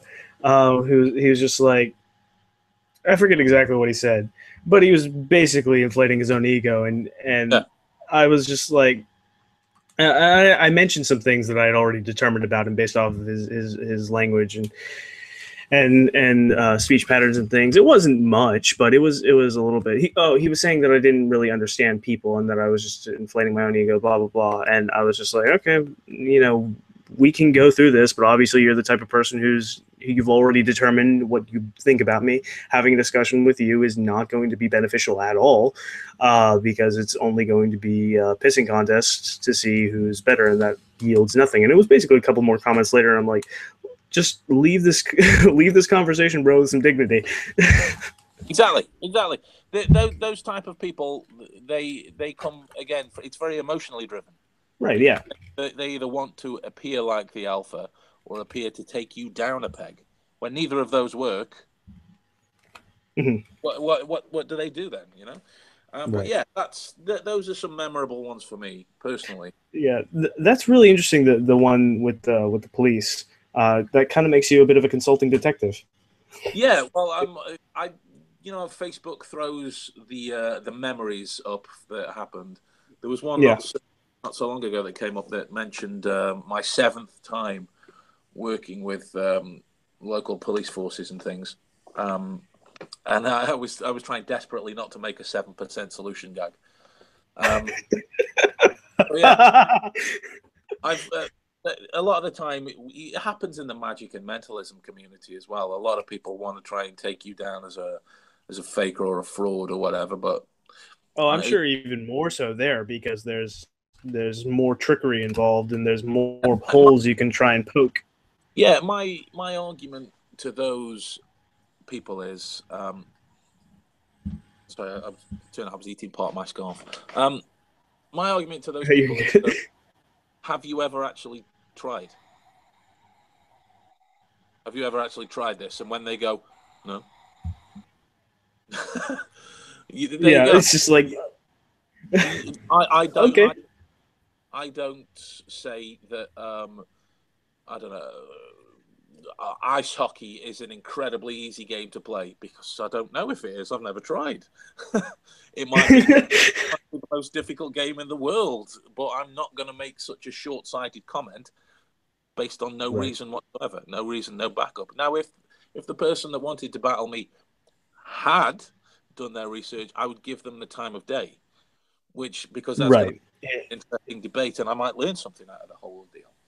Right, yeah, and like legitimate questions and criticisms that I get in comments, totally for that, and we'll start a lengthy discussion, even if they're being, slightly aggressive at first. But usually after showing that I'm a reasonable guy and not out to inflate my own ego, it's just like then they start to quiet down a little bit. But it's the people trying to inflate their own egos that continue being aggressive. Yeah. The one thing that maybe grates at me a little bit is it comes from a playful side. It doesn't come from an aggressive or sort of two stags having a battle type of side. I more playfully inquisitive is when you forget something or you don't observe something or you something, or I don't know, you don't put two and two together and make four till a few seconds later than probably what you should have. When those happen, they're always keen to go, oh shit, missed that, eh? Yeah. Well, you try being switched on 20 hours a day and see how much you miss. But how much do you sleep? I barely sleep. Okay. Seriously, I've got a narcolepsy drugs prescription to keep me awake a lot of the time. Okay, wow. I'm insomniac, so I usually don't sleep that much either. But that's just a curse I have. Yeah, no, I've dabbled with it a lot of the time myself. There was a period in high school I actually went 6 days, which was awful. Oh wow. And that's not through trying, as I'm sure you'll know. It's not through trying to stay awake. You're just awake. It just happens. Yeah. But yeah, to skirt back to it, my whole argument to these people is, I am human. I am allowed this just because I want to get to the point where I am like this faultless fictional character doesn't mean I'm there yet. Right. And that's probably the one that would grind on me a little bit, because it's like, it's just like, no, you try it. Yeah, I haven't got the time to explain to you why that happened. Right. The book. And also, like, I think that's just with everything. like I get nitpicky comments about the audio quality of the videos, or like I mess up one sentence, and I know I'm gonna get like three people telling me that I messed it up. It's just like, Yeah. and then yeah, I've had the same thing. The yeah, people bitching about certain spelling mistakes in the monographs, and I'm like, if that's the only thing you're reading the book for the wrong reasons, then right. You're already going into it trying to. yeah, you're Because I in. mean, your brain is going to autocorrect anyway if you're reading it for the information alone. Exactly. And you know, a lot of the times I'm considered by my friends and family that have my phone number and we text a lot to be a bit of a grammar Nazi. That's not the case. It's when people mess up or mistype a word. I'd like to try and figure out what it is Yeah, by looking at the letters around it and seeing at the possible words that could come out. So I treat them as entertaining. They're kind of like an accidental code for me to crack, And yeah, so you can turn anything into a positive, but that's the same thing with keyboard warriors of any nature. If they're just yeah. nitpicking insignificant little details, then they're overplaying their hand, and then to me they become insignificant. So you can therefore Right. write and do whatever you like. There was a guy who wrote a particularly awful review of the monographs on Amazon. He gave it 1 star, and Hmm. the guys at the publishers were like, "Oh, doesn't bother me at all. Read what he said. The only thing you had to nitpick was spelling mistakes and the quality of photographs." Yeah. It's like, and when I was reading the monographs, I wish the photos had been better, but they Yeah, still were able, they still served their purpose. It's just like it was gonna, yeah, exactly. Like if you, I'm not saying that the photos were the best because they probably didn't come out the best. There's when I go back and look at it now, there's times where I struggle to feed it, but right, I I don't let that deter me because there's never going to be a moment where I'm in reality where there's going to be something that I glean as clearly as a picture. You know, right, yeah, yeah. Everything's gonna be distorted, and like with the Sherlock, you've got these scenes where like every time he's explaining his deductions, you get a telescopic view of those minute little details, and it's just like you're never gonna see those in real life. no, no, absolutely not. So yeah, those type of people somewhat overplay their hands, so they don't really become anything that I focus any sort of interest on. So if they haven't got anything beneficial to say to my life or my thoughts or my work, then you have a tree to apologize to, as far as I'm concerned. Yeah, yeah. Um, Life whatsoever. um, yeah. So I got a few more questions here that we could go through. I mean, I'm loving these discussions Go for it. about yeah. So so when I recommend books, like people are always asking me, what books do you think are the best for deduction? I've really only read two. Is I just finding the time to and to get different books and read them. When there's also so many other books that I'm reading and other things that I'm doing, just specifically ones about deduction. Not all, but I have read your book, which was fantastic, and I have read Maria Konikova's book, Mastermind: How to Think Like Sherlock Holmes. Have you read that? Great book. Yeah, great Yeah. book. I usually recommend that people read that one first, simply because of the psychology aspect of it. Yeah, It primes you for more the mindset, whereas yours is just really good with the tells and everything. thank you. Yeah. Thank you.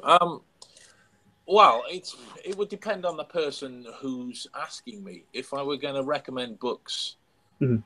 I would say to people, so they would say to me things like, "What book should I read?" All of them. Yeah. All of them. If you want books to start with, then I would recommend a certain number of books from a certain number of topics. Like if you're ever going to look at the field of lie detection, you go down the work of Paul Ekman. You Yeah, know, if you're ever going to look at the work of body language reading, you look at people like Joe Navarro, I'm actually reading his book right now. Barbara and Alan Pease, my good friend Robert Phipps. You know, these amazing people. If you want to look into their memory work, you go for Dominic O'Brien, Harry Lorraine, Dave. Ronnie White. Say again? Ronnie White. He's two-time Ronnie USA. White. Yeah. Ronnie White. Yeah, Ronnie White. Yeah, absolutely. These are the people that you start with, Mm-hmm. and you just don't stop. Yeah. Don't stop. Don't stop. It all comes down to giving in to the fact that you think that a book is going to give you everything you need. It won't. A book will give you ideas. A book will Right. give you things to try. It's only about how much of it you want to consume. You know, Yeah. a chef only becomes an expert through sampling as many foods and as he can, and being as capable as possible as utilizing them in the kitchens. The same with us. We can like, I'm looking at books here. I've got things from a concise guide to medicine and drugs, to books by Dr. Phil, to the English legal system, the success principles, how to understand people and predict their behavior anytime, any place, definitive memory palace editions, embedded commands from NLP work, blackjack memorization, instant analysis, the scientific method of Sherlock Holmes. That's a very good book. Okay. That's this one. Oh, okay. Yeah. What this is more akin to is the quick little breakdowns of well reasoned out equations. Like, Okay. I forget the exact story, but the way he figures out the speed of the train based upon the distance of the telephone poles apart as they're on the train, so he knows how long of the journey's left. You know, Mm-hmm. all in here. But the things that Awesome. I'm really starting to enjoy at the minute are things like logic puzzles and riddles and reasoning practices, because there's a billion 5 different books and things for information, what means what, how to process, memorize, but there's very few on actually written down, training, thought out puzzles. Right. Yeah, and I've got a few that I like. I've got this one, logic puzzles, Great book. lateral thinking puzzles. Great Yeah. book. Yeah. And this one, Sherlock Holmes puzzles. So these are themed from.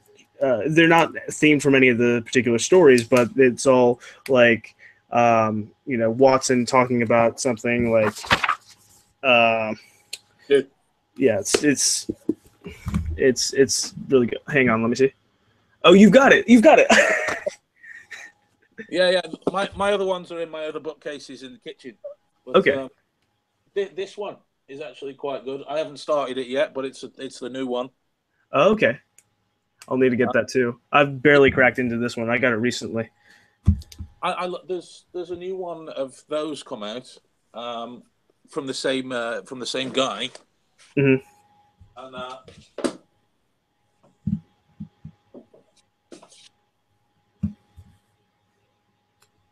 okay, cool. The Lost Cases. Yeah, it looks like it's the same sort of cover style. Yeah, it's from the same author. Yeah.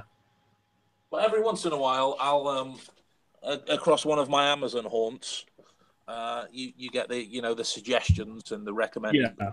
I came across this. Oh, so, yeah, I've been meaning to get that book. Never heard of it. Never heard of the guy. I haven't started it yet. So yeah, I read an excerpt from it. It seemed really good. Yeah, so I'm gonna give it a whirl. But yeah, my book list currently is there. They're the ones that I'm reading at the moment. Wow. So I'm currently reading Machiavelli. Nice. And I've got these 2 books that I just got from Barnes & Noble. One's on cold cases and the other's on criminal profiling. I've read a profiling one. That's very good. Okay, good. And good to know that it's a good book. And I'm also going through this little gem that I found as well. Oh, It's okay. 100 little psychology uh, principles, and they're broken up into chapters of 10 principles. So I'm basically going through 10 a day, Nice. and so there, it's just really getting my feet wet with psychology and stuff, which I'm going to be majoring in next semester. Cool. But yeah, to come back to it, I think because the whole field of deduction is so vast, Mm-hmm. to to cut it down to a wide selection of books, a short selection of books, would be a misnomer. I think that if reading's your thing, read as much, become an omnivorous reader of trifles. You know, um, Yeah, read read as much as you can about whatever you can, whenever you have the time, because right. History, culture, biology, anything. Yeah. exactly, because you never know where some unique little insight is going to come from. So until that day comes, you can't discredit anything. What I've really loved about having this YouTube community um, centric to the work that I produce is that I've been able to meet so many different people from different countries, backgrounds, walks of life, and it's talking with different people from different countries is just like, oh, here's a viewer from Russia. You made me a piece of fan art. Oh, that's awesome. What's Russia like? What's Russian culture like? What's the thought? It's just like you That know. that there's a certain avenue of body language that's fascinating. It's very Mm, culture specific, yeah. and all to do with the different ways that they express certain things. And I don't know if you've ever seen Inglorious Bastards. There was Uh, I've seen parts of it. I never saw the whole movie. a great little nod to the way that the Germans do three. And I think that Michael Fassbender did this, and the way the Germans do three is this. So it gave a Uh, tell, and it was such an impressive nod to the way that body language differs throughout the world. And a great book for that is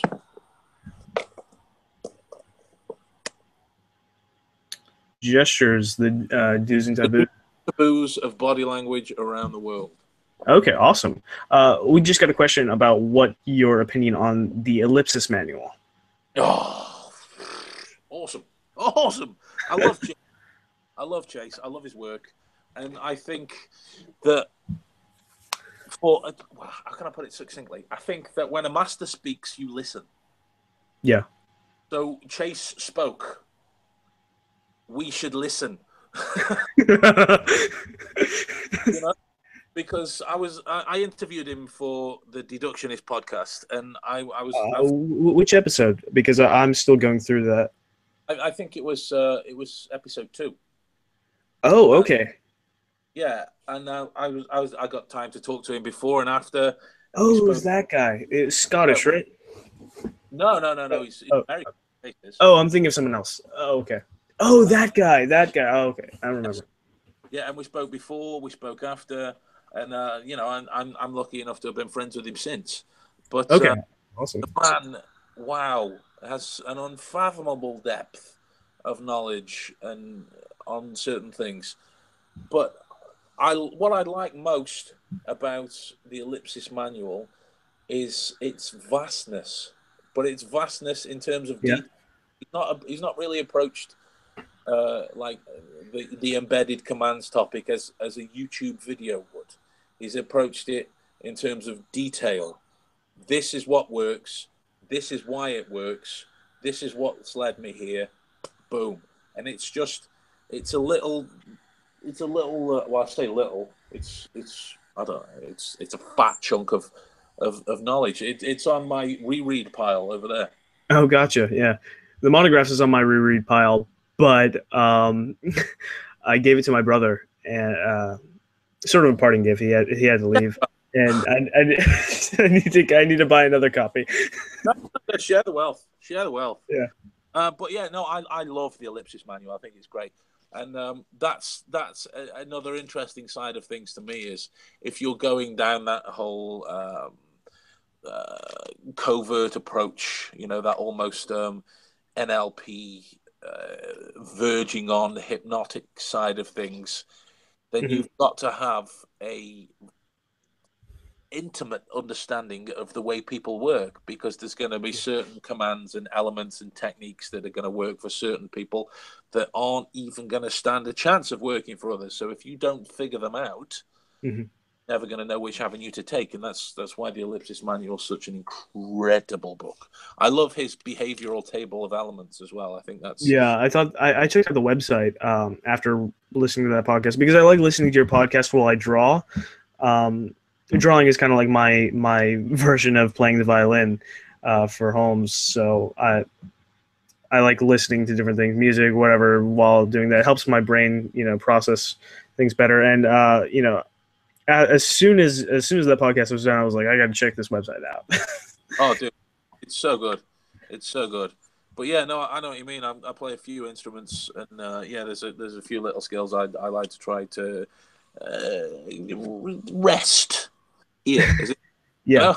Yeah, I need to get into painting because my mom is a classically trained painter, and we've got oil paints and everything all over the house, and I used to paint, but I haven't painted in forever, and I always like just the smell of turpentine and the feel of canvas and brushes. So I need to get back into that because it's just such fun to let your brain unwind. But I did have one little fun question for you.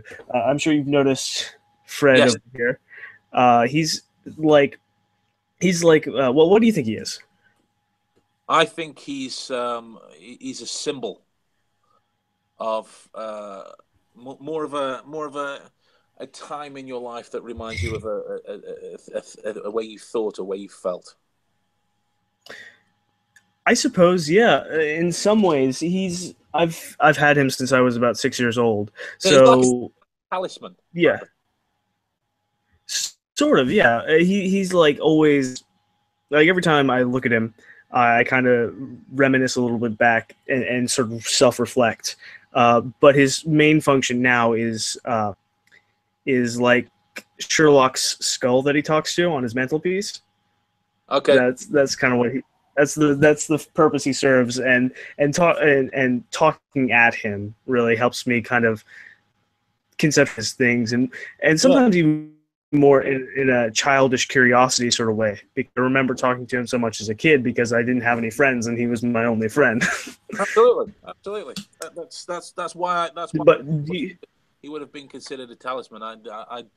There's right. no possible sign I could figure out that you talked to him as well. But yeah.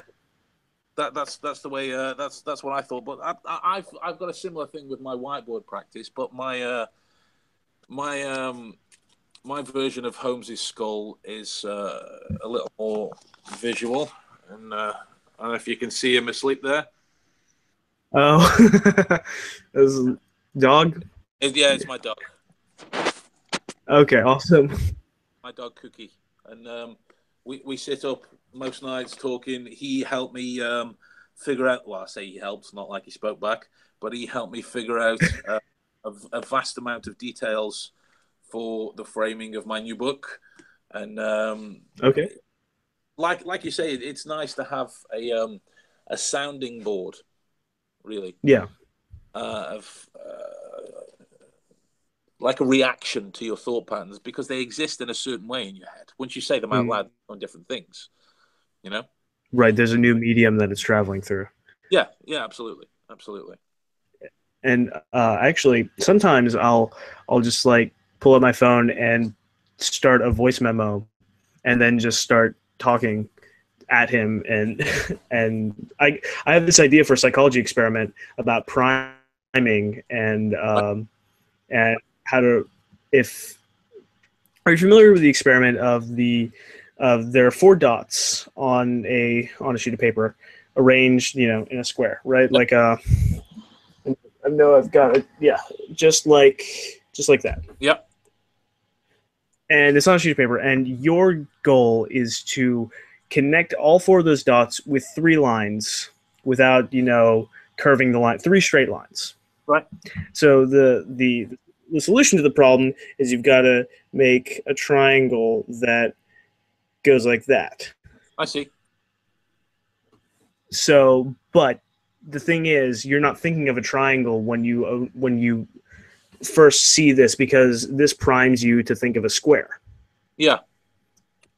And so my thought was doing an experiment on whether or not stimuli before, stimuli during the explanation of the rules of the game, that with triangular symbolism, if that would counteract the prime for the square to get your brain to think more about triangles.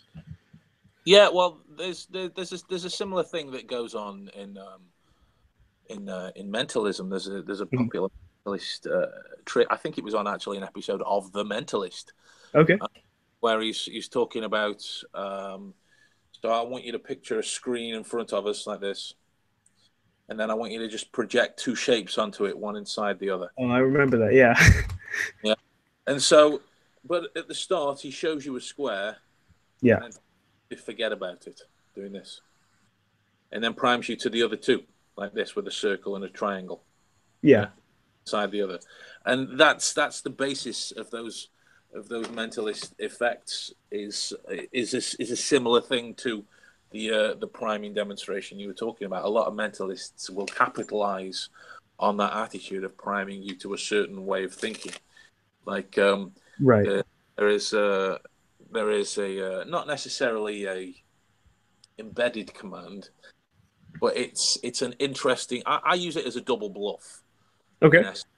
When I need people to make a choice between one of four objects, yeah, and I give them, I will stand up and say it's fine. You got a choice between 1 and 4. You've got a totally 3 choice. Whichever one you want is fine, and I'll just totally 3 choice. I'll say, so I'll know that they've heard that, and I'll know that 90% of the time they're thinking, he wants me to think that. Why does he want me to think that? So I don't go for it. Right. When in actuality, I'm going to go for it. So yeah. you think through those odds in terms of priming that way, and it becomes a much better. Not much better. Much more detailed analysis of what's going on, and I like that. I like priming. Yeah. And that actually brings me to a question that I'd forgotten to write down, but that I really wanted to ask. And this is more in regards to mentalism. Cool. Go for it. Sorry, I've got dogs. I need to get to shut up real quick. I'll be right back. Go for it. Do your thing. All right. So, in mentalism, how much of, because there's more interaction with your audience, right? And you're able to conclude more from that, I imagine. How much of getting of showing a person what they're thinking is straightforward deduction, and how much of that is getting them to think a certain thing without them knowing, and then telling them that they were thinking it? Yeah, a lot of the times it depends on the performance you're giving. Yeah. It depends on the premises you want to demonstrate. Really, it depends on the type of mentalist you are. You're gonna deal with a certain amount of information. You're gonna deal with a certain person in a certain thought pattern, so which is only going to give way to a certain number of eventualities. So these are things that you have to be able to deduce on your way up to a table, because there are mentalists that perform a lot of mentalism tricks, so they don't have to think about this, which is great if that works for them. I don't like that, so I don't do that. Yeah. I'm not averse to performing tricks. Don't get me wrong. If it's all going, if I'm having a horribly painful day, I'll break out a trick or two. Don't worry about that. But there's a certain amount of assessment that you have to do on the way up to a group, to right? Yeah. Whether this person has particularly strong views on a topic that you might accidentally, for example. Right. Yeah. You need to get that again? Yeah, I do. I'm gonna beat them. Just kidding. Peter, don't be mad.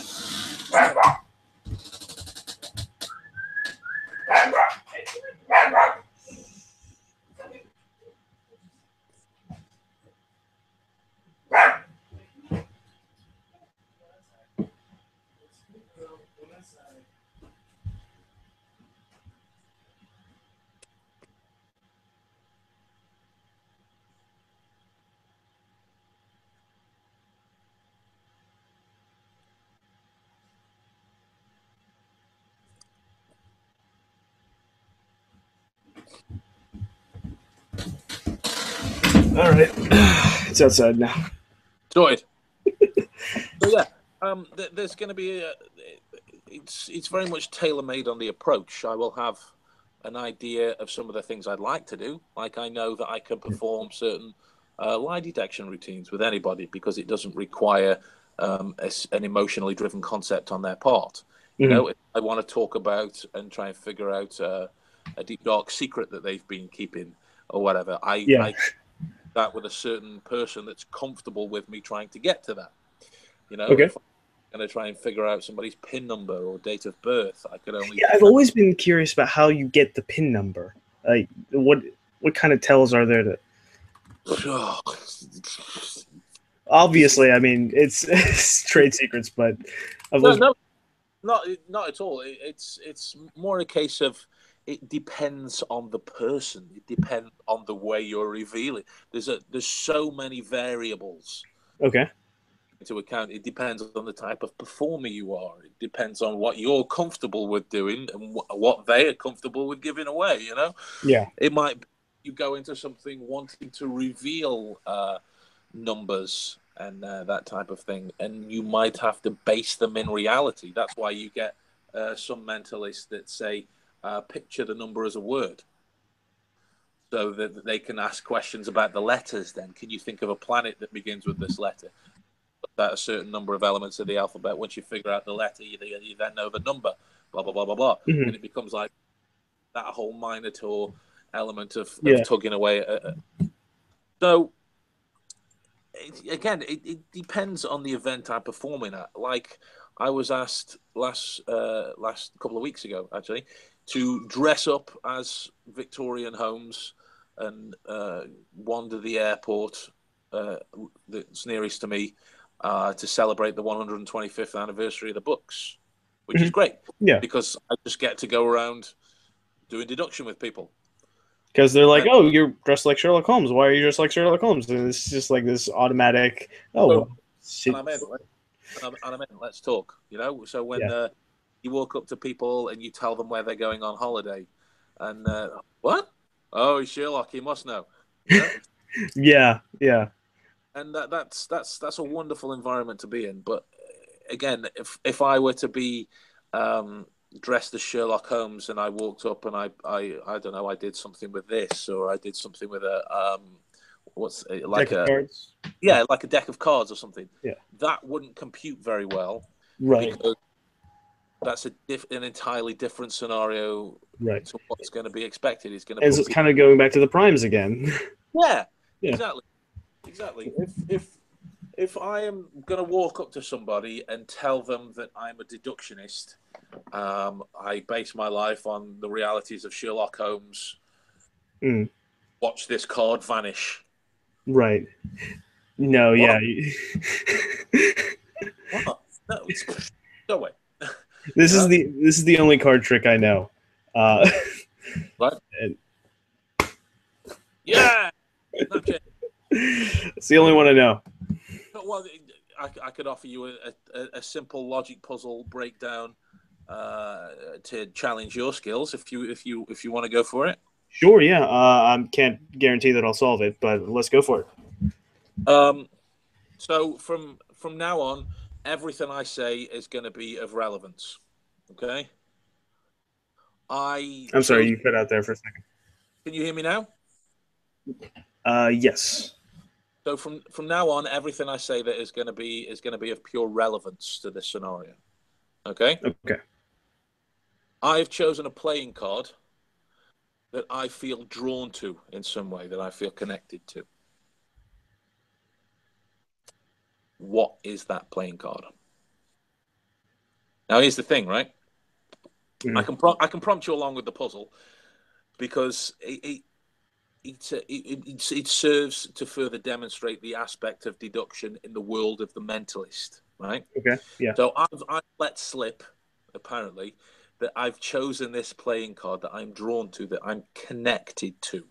Right. So Right? what? So then, based off who you Exactly. are.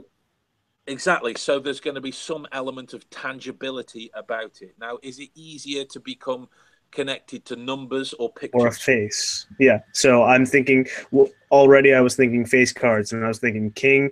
The kings are always have a beard.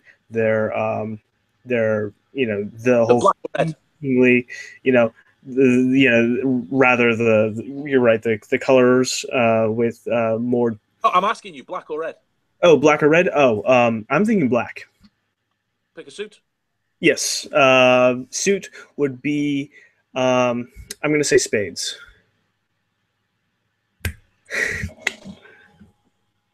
And that comes from my scenario as a mentalist, Yeah. getting this to work in line with you and what you are as a person.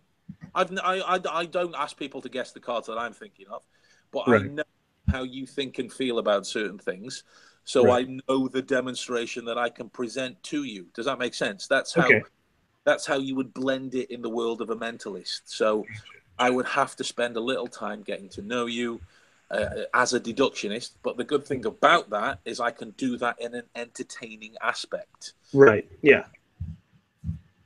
So yeah, that would be the way I would answer that question that you asked. What feels like about a week and a half ago, given by how long I talk.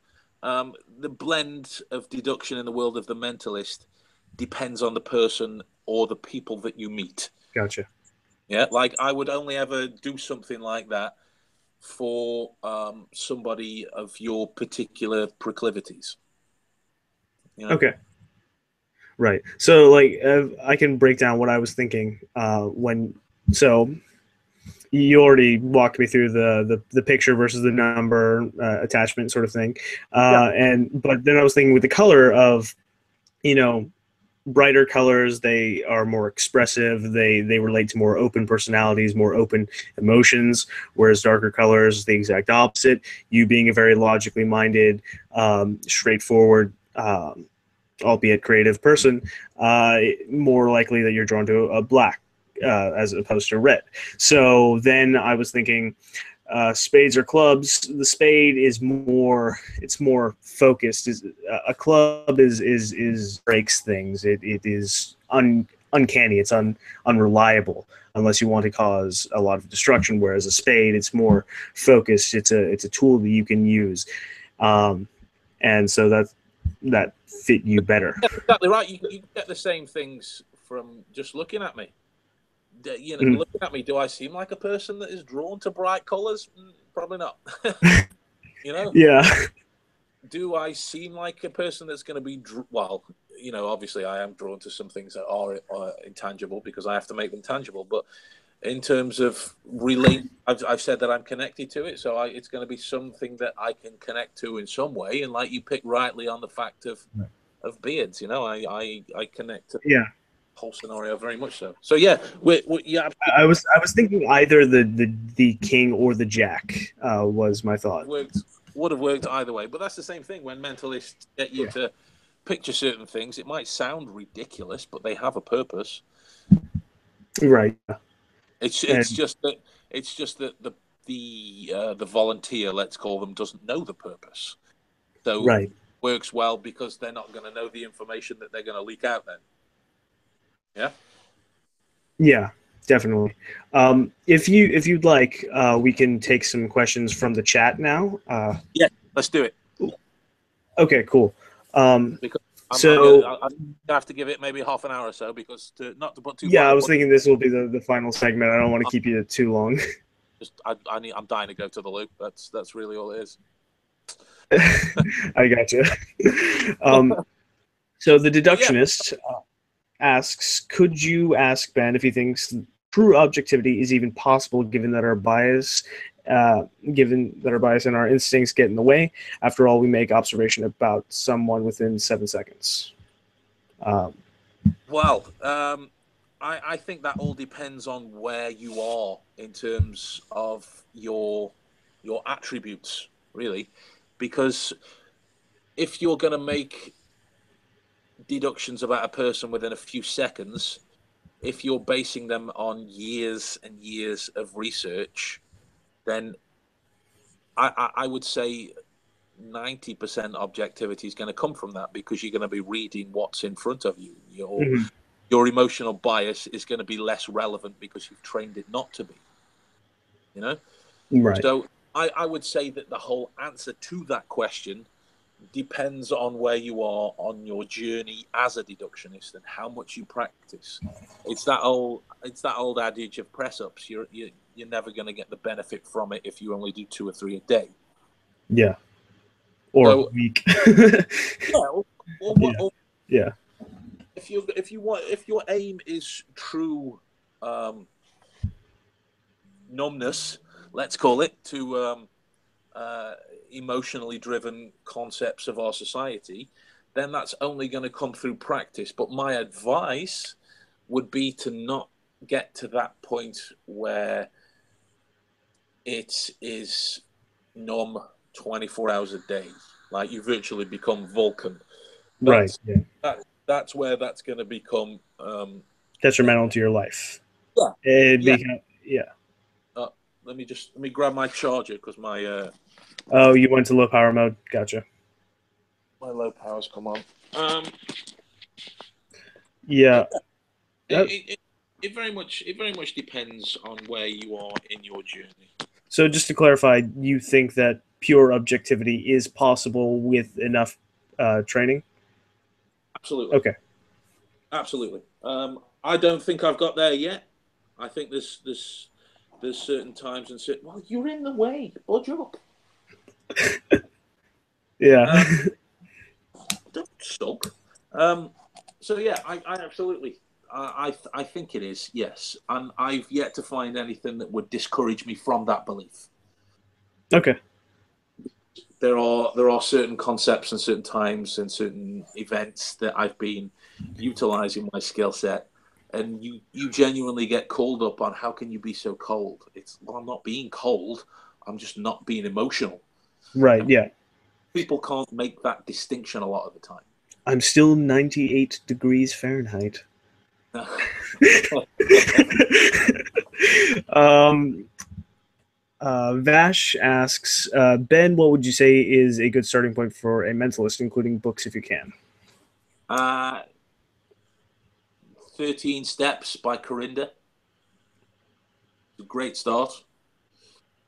You could look up the work of a British bearded guy. That's also a good place to start as well. But no, what I would do is I would look to the classics of mentalism: Corinda, Anneman, Burglass. These are going to ground you in certain observational techniques that you can utilize in a mentalist practice. And then when you come up to today's line of work, you look into people like Michael Murray, Peter Turner, Fraser Parker, Ross Taylor. These are the people that are utilizing observational approaches to twist into techniques to allow you to read certain things from certain people, which is a thing that I did with a release I put out for the mentalist community called Ratiocination. And that was all to do with how to know if somebody is 100% of the time lying or telling the truth within a given scenario. And that routine only works on the observations you can make about a person. That's the crux of the method, to the given tricks that you can do with it later on. So yeah, that would be a good place to start. You look at the classics of the mentalist community, and then you work up to today's modern performers that still utilize the classical ideas In modern, yeah, okay. And like for venues and stuff, how do you think on the business side of things that a person would get started? What would be the best? What, as a mentalist? Yeah, yeah. Anywhere, just you can ask your local bar if it's okay if you just wander around a few tables. You know, I don't want any money from it. That's fine. You just ask if it's okay if you give out a couple of business cards. A lot of the time, the bar will be happy for the free entertainment. You know, and it's a great place for you to try out new material. Comedy clubs, open mic nights are a great way to go about it. Failing that, you look into things like entertainment agencies and agents that go out and get you work, in different surroundings. But you've got to get to that point where you're comfortable enough with who you are as a performer that you're not just going out and parroting other people's performances that you've seen, which was a terrible hindrance when Darren Brown came to light. But he's trying to budge his way back in now. When Darren Brown came to light, a lot of mentalists started repeating some of the things he would say word for word, even down to repeating certain mannerisms and actions. Like Darren Brown's got this nod thing that he does, is that it's more of a twitch now as he's performing. And if you read his books, he said it starts out as like an unconscious command of getting affirmation from another person, and it's just developed into twitch. Now you'll see a lot of mentalists that do as well now, even down to making it very twitchy. That speaks to the type of performer that hasn't spent a lot of time being very introspective. They spent a lot of time looking at what works for somebody else, then trying to go and copy it. If you're going to be out there performing, you've got to go through that element of self-reflection to understand what works for you and what doesn't. Like, I know as a performer that I could never perform any metal bending and do it any justice, because, I mean, don't get me wrong, I know how a lot of it works, but I couldn't perform it in the same way that maybe Uri Geller could, because that works for him and the type of person he is, works against the type of person that I am, Gotcha. So that would be the way I'd advise that. Another question here. Lana asks, where did he get his sweatshirt? And I saw it's got like this Sherlock smiley face. Yeah. I literally eBay Sherlock hoodie. Boom. Okay, cool, awesome. Sherlock hoodie, eBay. Yeah, eBay Sherlock hoodies, and you scroll. There are loads. I bought an incredible. It's actually getting through the wash now because I was at the gym in it the other day. But an incredible T-shirt from eBay. It's the wallpaper with the smiley face on, and it just says "bored" across with loads of bullet holes. It's just really cool. Hey. So Ronald Knox asks, are there more copies of Pipes and Problems in Reading People? I still want a copy and don't have the money. Yeah, I've still there's 5 or 6 copies left. So yeah, it's not going to be one of those things that's ever going to go out of stock. I don't want to ever have it be conceived as some sort of rare, limited edition type of thing. I want it to be available to anybody whenever they want it, because the information will never go out of fashion. The information will never go out of style. So it's always going to be there. I'm always going to be printing more. I'm always going to be made. I plan to add to it later on after I've got. That'll be awesome. I've been blown away by it so far. I'm on DVD 3 right now. Yeah, well, it took 2 years to make. I remember your first announcement on YouTube about it, and I was like, "Oh, this is gonna be awesome." Yeah. The more we, I mean, don't be wrong. I think we entered into it because it's me and Adam that make it, and we entered into it in. It would be much like how we made the web series. Boy, were we wrong! Yeah, no, I saw you guys recycled some footage from the web series, but it was completely different production. By the end of it, we'd gotten like, I think it was well up to like 150, 160 hours worth of stuff. Wow. And we shift through it, and it's like, oh, how do we get this down to something that we wouldn't have to post to people in suitcases, Yeah. So that was the real challenge, and obviously he works as well. Right. So when we can get. Well, I mean, if you ever want some help with future projects like that, just hit me up. I can do some editing for you. Cool. Thank you very much. Well, Yeah, I'll hit you up should we need to. Awesome. So another question. How can you overcome being overwhelmed by all the information you can learn and not freeze because you'll never be, you're going to never know everything? Well, that's a big question. Yeah. Well, you start small. You start small. And I think your ability to not freeze would come from knowing that you're never going to know everything. So it's being okay with that. Do you know what I mean? Mm-hmm. Yeah. I know that when I play some of the games that I develop to train myself, that there's going to be certain things that I miss. Mm-hmm. Like I've got my scenario set up upstairs where I've got a TV, a computer monitor, a tablet, a smaller tablet, an MP3 player, and a laptop. So I can try and watch lectures, TV shows, listen to an audiobook, and try and do this all at the same time to see if I can focus on it and take in these streams of information and see if my brain can process all of that. So I know there's going to be a fairly sizable amount of things that I miss. But my confidence in my ability to retain the things that I have heard means a large portion of 6 different streams of information is going to stick. So confidence is going to work in there, in knowing that you're never going to be faultless. Mm-hmm. I know I'm never going to be. I am human, you know. Yeah. I often feel like it's the agents from the Matrix having a go at me. Still only human, you know. I'm trying to rail against that. So being truly comfortable with the fact that I know there are going to be things that I miss. Yeah. Say, Levy, should I beat myself up about that? No. Should that drive me to work harder? Maybe I miss a little less next time? Absolutely.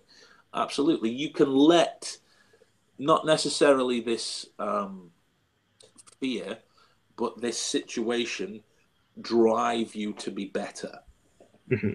It's like when you do a sport, you achieve a certain score in whatever it is. Do you become okay with that? Or do you want to be better? That says a lot about the type of person that you are. Right. So yeah, I think that like anytime you think that well, if there was a possibility that you could get to an infallible level, I think that would just be boring. The fun part is getting better. yeah, absolutely. You know, there's many metaphors about the journey in the end. But yeah, to answer the question, confidence in the skill set, practice, practice, practice, practice, practice, practice, practice. You know, Right. often what happens is in the messages that I get a lot of the time is like if there's been a rerun of Sherlock come on, I'll get a slew of messages Yeah. about creases in clothes.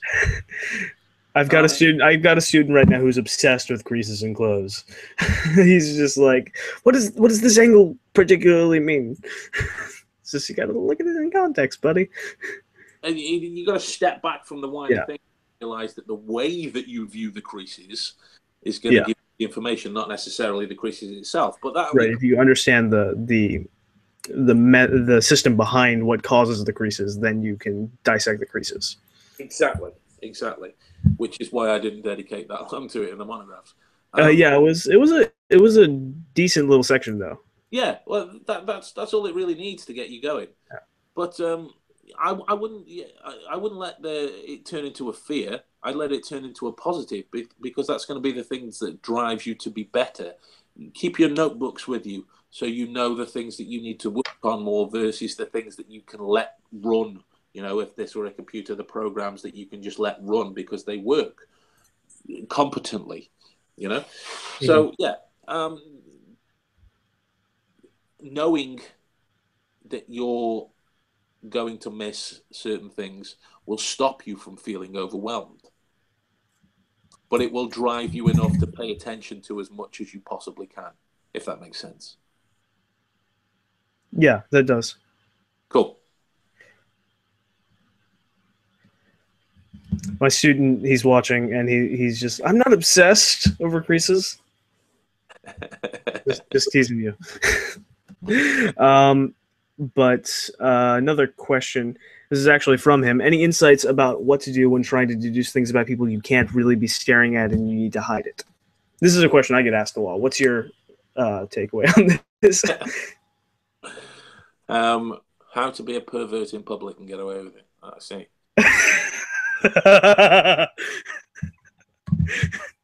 That's essentially what. Let's cut down to brass taxes. That's what's being asked.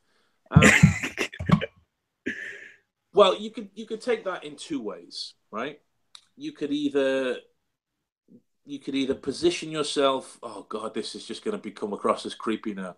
You can either position yourself where you're in a scenario where you know you can suitably observe them without them being aware, without this person being aware of your existence. That gives you carte blanche to do what you need to do. Or you've got to get comfortable with taking a snapshot, memory-wise, of scenarios and entities so that you can do your work whilst still having this picture in your head. Okay? And yeah, then, I actually, yeah. No, I'm just going to add to that. Furthermore, you train your peripheral senses as well. Yeah, and definitely. a great game, a great game to play is from Psych. It's How Many Hats. Have you ever watched Psych? No, I haven't. Oh, then that I've been explains, told I need to watch it though. that explains the bewildered expression. There was a time when Henry Spencer was training his son Sean. It'd be during meals or some random. He'd stop, shut your eyes. How many hats are there in the room? And he would have to build through the snapshots that he's taken subconsciously, get the number of hats. And it's Yeah, I do great. that. I do that with. Yeah, I do that with different things sometimes. Where it's just like, okay, how many? Like, what are the colors of the people's shirts that are behind me? Right. Yeah, I did a whole scenario on that in the episode 2 of the Deductionist as well. Oh yeah, I remember that. Adam took great joy in making me work. Yeah, it was clear from his voice, but there was actually a deduction I made the other night. I was in a coffee shop, and I was sitting at the bar, and I was right on one side of the bar, and there was this other guy on the other side of the bar, and I wanted to make some deductions about him, but I have to turn my head 90 degrees and look straight at him to get any good. There's no way I can just like inconspicuously look at him without him being. So I had to rely on the on those snapshots, but I actually did make some pretty revealing deductions, and it was just from quick glances, just like that. Here, let me put the camera back on me. It's just oh well, it's not letting me. Yeah, it's just glance. That's need. Because it comes from the confidence of being able to do that, so it serves you better in terms of how you process the world around you. The more that you do it, anyway. Right.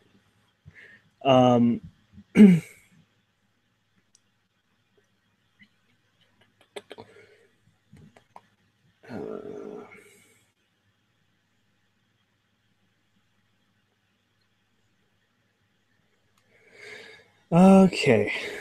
Looks like the comment section is getting derailed again. Okay. What do you do when you see a intriguing or particularly or really particular information, one that you probably won't be able to see again when trying to deduce what does that data mean, or where does it come from? So basically, something that's specific, odd, and unique. What do you do in that scenario? I will go and find out more about it. So would you like write it down in your notebook and say, research this for in the future? Yeah. It all depends on what it is. If it's a trait about a person, I'll go and talk to the person. Right. I'll get it straight from the horse's mouth. Because there's going to be no, it's going to be unfiltered, you know. Yeah. Whereas if it's symbology or the way a specific material interacts with another specific material in a certain environment, then absolutely this comes in terms of notes, suggested courses of action, where I can find more information about this, how I can test it. Boom. And you treat it very much in terms of how you would anything else that you don't really know that much about. Find out more about it. Mm-hmm. That really is the best answer you can give, because it's so simple. If you don't know enough about it, find out more. Right. I made a video ages ago called Forging Success Out of Failure, where I was like, carry a notebook around whenever you can't do something because your knowledge base was insufficient. Write down why that was. Go and research it later. Absolutely. Yeah. Absolutely.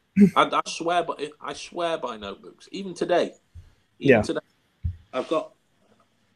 I carry these two around with me, and they're battered. They've been with me for years. I mean, this one comes to the point where it's got extended little pieces on it. And, they go through my day-to-day stuff that I'm doing.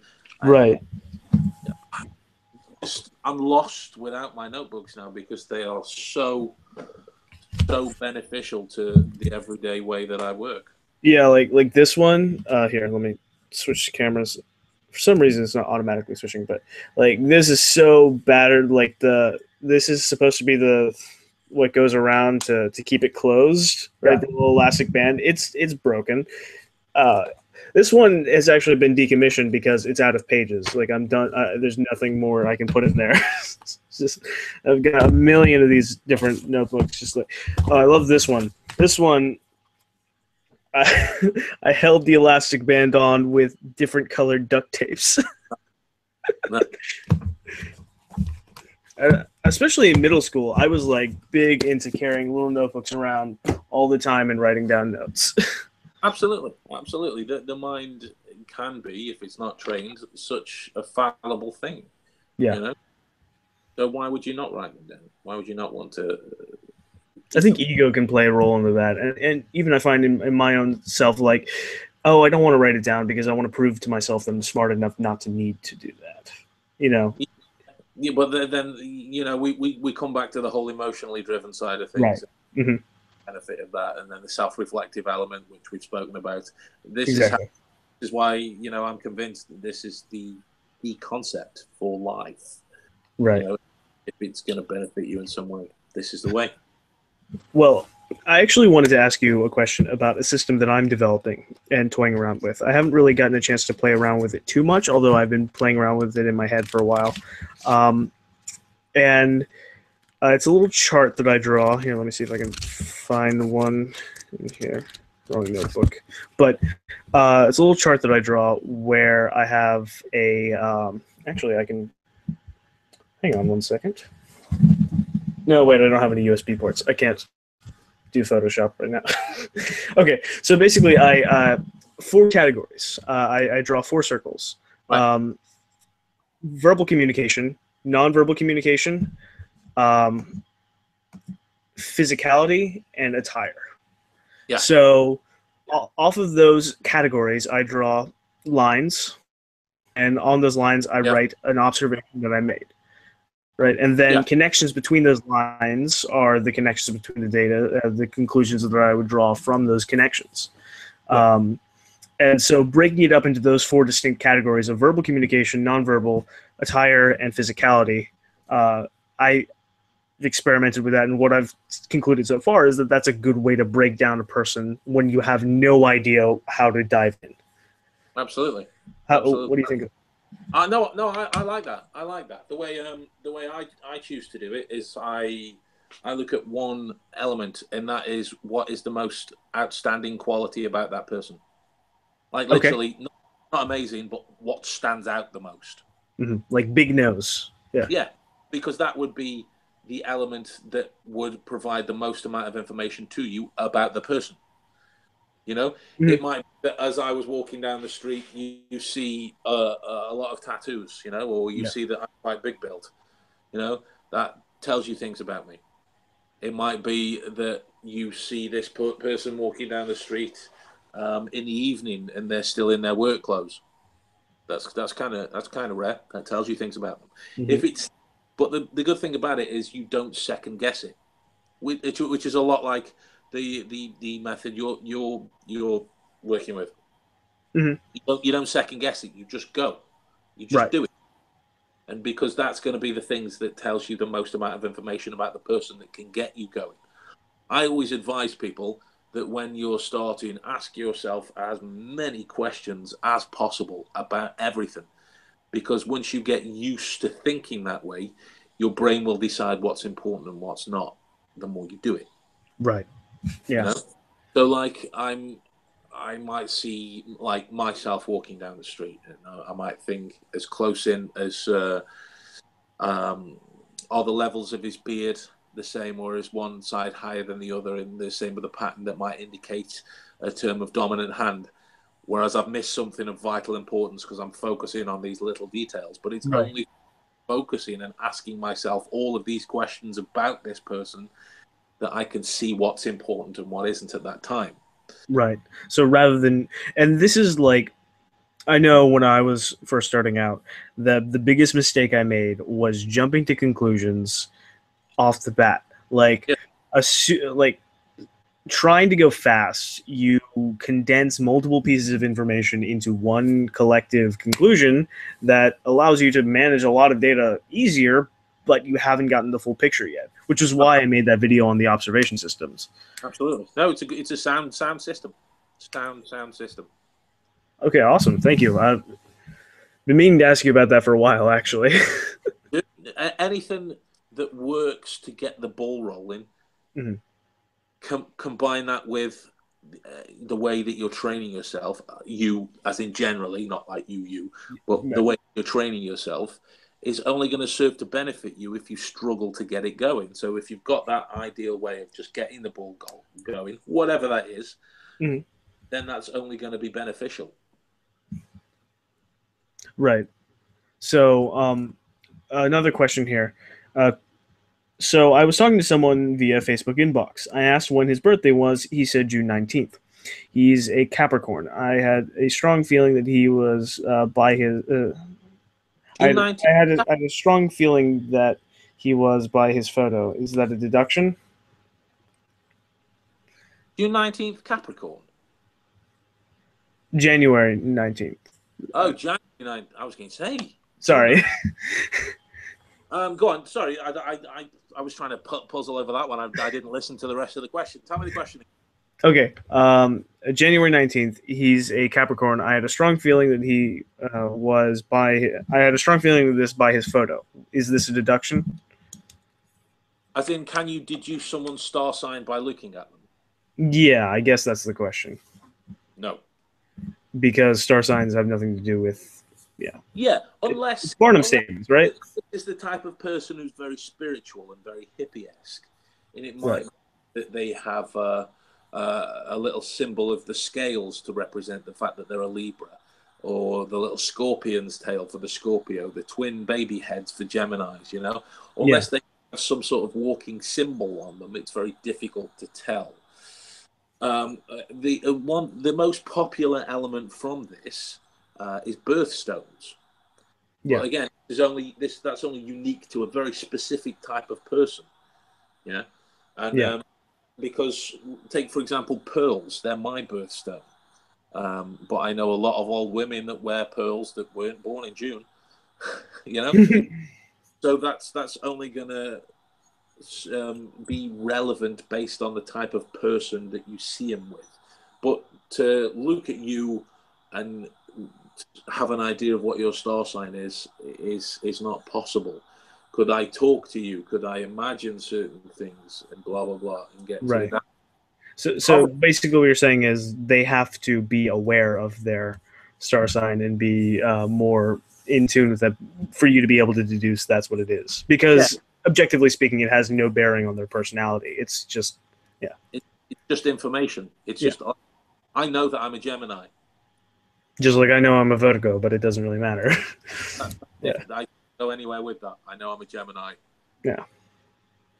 The only reason I know is because my brother was surfing the internet about the star signs and stuff, and it was like, "Oh, what's yours?" And then we had a fun little chat about that. It's fun to It pops up a lot in the mentalist community. It does. Obviously. I bet it does because it's very theatrical. It's very mystical. Yeah, absolutely, absolutely, and it relates to the whole psychic side of things, so it does pop up a lot. But Yeah. no, unless you're fully engaging the person, or they're literally wearing a symbol of a star sign, then in my experience, I would say that it wouldn't be possible to do. Gotcha. Okay. Peter Martin asks, how do you overcome the fear of making concrete deductions due to overfocusing on removing biases and inventing slash imagining scenarios? Well, I don't enter into anything knowing that it's going to be concrete, even if it is concrete, if that makes sense. Right. Yeah. I'm always prepared for this element of uncertainty, let's call it. And I think any fears, any fears that you have to do with this side of things, you can allay with practice. I find that a lot of the times the people who are asking questions about fears spend more time concerned about possible scenarios that a fear might come up with and make them look bad or feel silly or anger somebody or whatever than they do actually training or teaching themselves. Right. So I think that's more common with beginners because I know yeah, that was a big aspect of my beginning into this. absolutely. So getting over fears, again, whatever they are, is going to depend on the type of person you are. Me, I I don't care. I'll bowl straight into it. I had a fear of oceans for many years, and I came to. I didn't go on with work and family things. I didn't go on holiday for like about a decade, and then it came to a holiday, and I was stood by the ocean. Those familiar feelings came back, and so I jumped in. I just jumped in. That's the only way I'm going to get over it. Is I just jump in. What's the worst that can happen? I know how to swim. So that's like, in this situation, you go, what's the worst that can happen? Your deductions are wrong. So Yeah. It's not like they're going to kill you. It's not like they're going to physically harm you. exactly, I mean, in exactly. scenarios like if your deduction depends on as a life or death scenario, I'd imagine you'd be very well trained in deduction to be actually put in that sort of scenario to begin with. Exactly, exactly. So I'm not belittling fears at all. I'm just saying that Mm-hmm. getting over them is going to differ based on the type of person you are.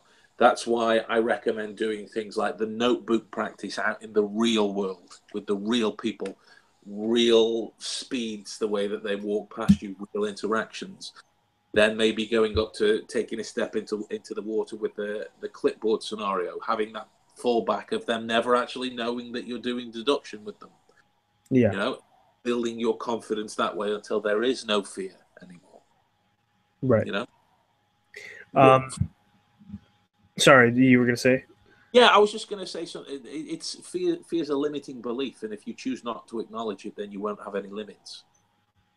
That's that's a good quote. Someone better like we need a stenographer getting a transcript of this. um, okay, the person clarified. I wasn't asking if you can deduce someone's star sign. I said I did look at him and I know his sign. I'm a Capricorn as well, and I think that's how I knew. I think So that's still the it's same. more about intuitively. Yeah, yeah, Those things have happened before.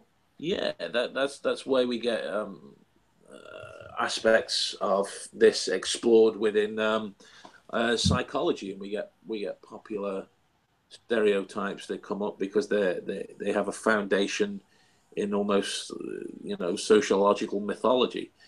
Um, I've never been in a situation where I've intuitively known some almost intangible piece of information about somebody. I'm not saying it can't go on. I'm just saying that I've not been aware of the information to exist to help me get there. mhm, Um, what it may well have been because if you look at the things like star signs, it's just a 1 in 12. Yeah. 1 out of 12 times, yes, you're going to be right. So I wouldn't, if we're going to split hairs, I wouldn't say that was a deduction you've made. I'd say that was more a gut instinct, a feeling you've gone with, based on the fact that you are the same star sign and you share similar personality types or personality traits. Maybe. I don't know. But that would be my opinion on it as an outsider. Gotcha. Observe asks about how often do you use Barnum statements in your live reads, whether to build rapport or as a fishing technique for information. And he did a fantastic series on defrauding psychics. So, Yeah, Barnum statements, I don't really tend to use because a lot of the people that I meet are just aware of them, or I'm critically breaking down things that I go like when I've heard psychics say things like when they're talking about memories, this is from when you were younger. Well, yes, because it's not going to be from when you're older, from what because that time hasn't happened yet. So I feel that the type of people that I work with would spot them immediately. So I just tend to avoid them unless I'm explaining what they are. Of live reads, if I want to bolster something that is going awry and I want to save this scenario, then I would more than likely revert back to a trick of some sort as opposed to a Barnum statement, just based on how I feel about them. The Barnum statements for me, I use only to serve the purpose of explaining why they allow people to be convinced of their existence within the spiritual world, if that makes sense. okay. So, sorry, I had to dip out there for a second. My mom just came in. Um, okay, we got another question here. My question is that in the end, it's all about selectivity. How to filter our senses, organs, data filtering? Question mark. Hope you got my question. Sorry, these some of these questions are oddly worded. Yeah, so how to train your senses, basically, and yeah. I suppose in regards to selectivity. Well, again, variables. It's going to be the surrounding that you're in. If you're in a loud nightclub type of environment, then your ears are going to struggle. You're going to be based on sights, sounds, smells, and dependent upon how pungent those smells are, tastes. Or if you're in a very bright or very dark environment, you're going to have to rely on your hearing, your smell.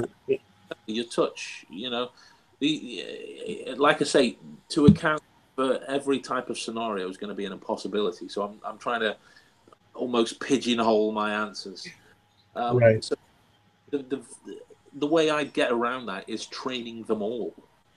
Like I bought myself a set of sound cancelling headphones, just like completely sound cancelling, to see if I could figure out how to read lips. And I Right. decided that I was going to live as a blind person for a week and a half, and so I did. And How did that turn out? painful. I walked into a lot of things. I bet. I mean, I do training where I regularly blindfold myself and then start walking around environments, relying on it's not so much relying on other senses, but relying on my snapshot Yeah, flash memory. yeah. But like going around as a blind person for a week and a half, that sounds like an ordeal. Were there any long-term lasting benefits of that? Like, were your other senses permanently enhanced? I'm no Matthew Murdoch now, but I feel that my hearing is almost effortlessly attuned now. I hear a lot of things that other people aren't really aware of. Like now, even though the not so much the drive, but the walkway outside of my house is cement, and even when my kids are running around and they've got their films on, I can still hear when people walk to my door with the window shut. I can still hear that, and I don't have to try to focus. These are just like slight little noises that I'm akin to now. That's awesome. Yeah, and don't get me wrong. I train my hearing and my other senses in a lot of weird and wacky ways, but it all serves the end game of trying to have control over them. So I know that in X scenario where whatever sense isn't going to be allowed to work to its fullest capacity, that I have the efficacy of the others to rely on in order to get to as much information as I possibly can. Awesome. That's. I mean, yeah. For using your other senses, it's like when I find that I focus my like what I'm doing right now is I'm writing a series of scripts on the application of the senses, and the first one I've done is on the application of your vision and how to apply both your peripheral and your focus vision in tandem. Yep. And I feel like when I shift my attention mentally, because your eyes are focusing on different things all the time, but you can shift your focus mentally to either the unfocused peripheral vision or the focused vision. So when I find that I shift my focus to the peripheral, not just with my eyes, but with my ears, my nose, just the peripheral senses at large, I feel like I'm swimming. Do you get that? It's just like you're not walking anymore; you're swimming through a stimulus. You're just basking in the glow of what's around you. Really, Yeah. It's like when you tell people that you can hear a smile, or like when my ex-girlfriend was in tears and I knew she was crying in the next room, not because I could hear her, but because I could smell. And you can hear smokers' voices are different. Yeah. These certain things that sound like they don't make sense, but it's only through becoming attuned to this way of becoming sensorially aware of your surroundings that you can make those connections. Right. This is a good question. How do you maintain your motivation for deduction? Training for more than a decade, you must have had a lack of motivation at one point. Hand on heart, I don't really think I have had a lack of motivation on one point, because it's all linked. This isn't like people talk to me about. I'm in it for the products or the money, or if this didn't exist, this would still be my way of life. I would still be dedicating as much time as I do because it comes from my heart, So I think that it's the definition of a good marriage. Goodbye, world. Do you want to say hello to everyone? I'm busy. I gotta go. Okay, goodbye. Goodbye. Love you. I love you, baby. We love you too. Like like I literally married my work. Yeah. Oh, so is that a pipe? That's a pipe, yeah. Yeah, I was always trying to figure out what that was. Yeah, so it's a good marriage. Me and deduction live well together. It's not something, touch wood, I ever hope to encounter. I want my marriage to this work to go on forever, and I honestly don't think that I've ever had a lack of motivation to this concept, because it's never ending. If this had an end game where I could attain that, title of being, expert or master or whatever it was. The world's greatest detective.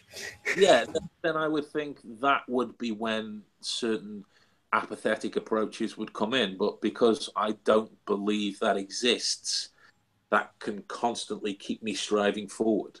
A lot of people will ask about how I feel being, quite infamous now to do with the topic, and so that doesn't make me any better or worse than anybody else that does it. It just means more people know my name. Right. It doesn't have anything to do with the way I feel about the work, which is the most important thing, Right. I totally agree, and being the largest YouTube channel on about deduction, which isn't saying that much considering there's only like 5 of us, but being the largest one, it doesn't really make me any better of a deductionist than Logan or Cameron. There are other things that might make me better in some areas, and other things that would make them better in other areas, and there might be viewers that I have that are better than me in different aspects. And like I feel like sometimes when you see someone who has a lot of following behind them, that you automatically assume that they are better, or Exactly, and that there wasn't a comment on talent or whatever. That was more of a comment on right. drive. It doesn't. Yeah. Nothing affects my drive because I can constantly work towards something. I'm like proverbial dog with a plunger on its head and the bone that sticks off. I'm constantly facing it. I'll keep running for as long as my legs will carry me, because it's like tumbling down an endless rabbit hole. It's never going to, because again, to circle back, I'll never know everything. Yeah. And I think that's the most beneficial place to be in. It allows me to never be complacent. It allows me to never be lax. It always allows my focus to be 150%. I'm tired constantly. My son worries about me. I take medication I probably shouldn't take to allow me to do the work that I do because I love it so much. It's a part of my soul. Not that I believe that exists, but it's a part of my soul. It's a part of who I am. And you don't have to try to breathe. Right. You just do it. You don't have to have the motivation to blink. You just do it. And that's the way I feel about this art form. I don't have to try. It just is. Yeah. I feel like that's what sets you apart from other mentalists and deductionists that I've seen and interacted with. I think that drive and that passion sets you apart more than your skill is. So. Thank you. It's very kind to say. Not at all. It's just the truth. So one person asks, how were you at the age of 16 in relation to deduction? And in your book, you said you started when you were 15, so this is only like 1 year after you started. Yeah.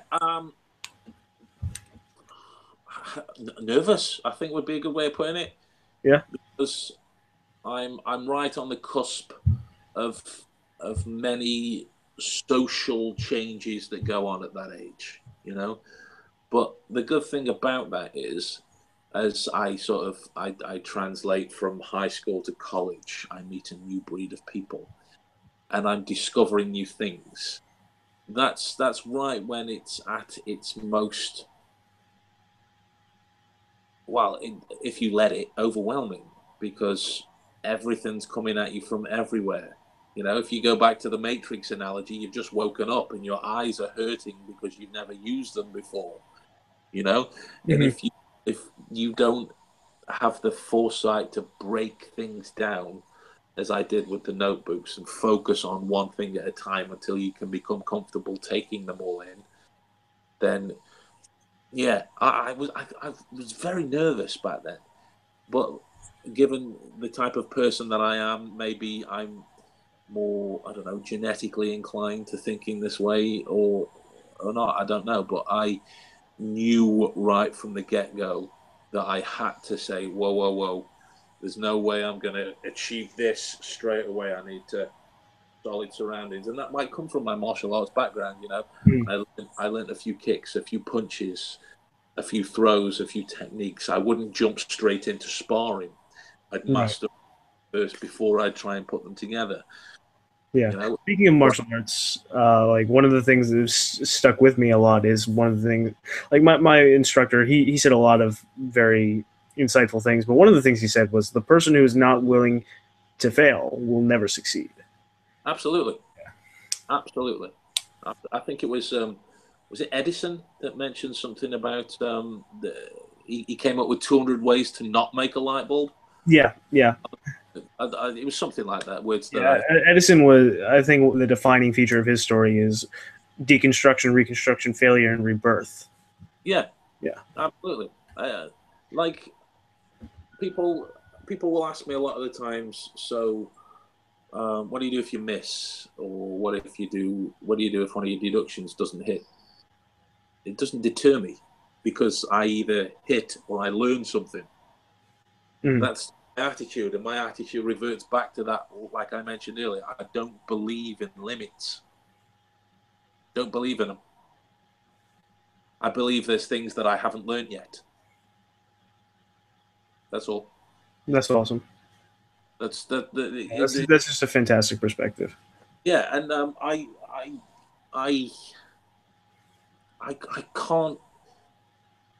can't fathom existing in a world where you want to have limits. Yeah. So there are some people that are crippled by their fears, and it sucks for them. And to be living in that, knowing how to get out, must be awful. But again, that's why I must just be lucky that way, that I've never had to really try too hard. This might just be something I'm more inclined to do that way. So yeah, 16 years old. I wasn't very accurate. Let's just. Did you ever look at yourself in the mirror and try and see if you could deduce different things about yourself? I'd look in the mirror a lot of the time and think, you could be happy with a 9-to-5 job. And then my inner monologue would go, no, it wouldn't. That'd be boring. That wouldn't happen. You'd kill people. That'd be horrible. Oh, that's awesome.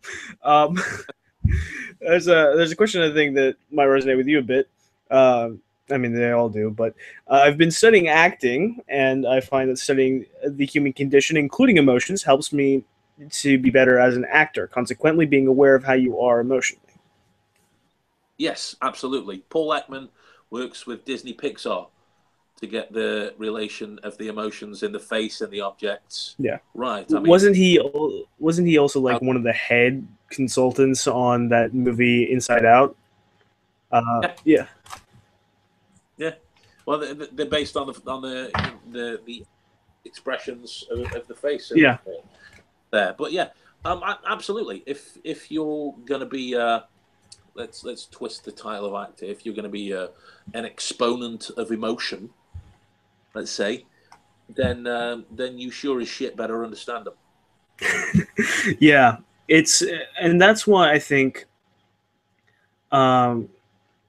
completely abandoning emotions is a bad idea. Not that it would even work anyway, but it's a bad mindset to have, that you would try and kill off your emotions, because sometimes when I make a deduction, it's just I can't just logically deconstruct the situation. Sometimes you just gotta put yourself into their shoes and feel how they would do, because it's not just about the logic. It's about this is an irrational creature, a human being that's going to act illogically.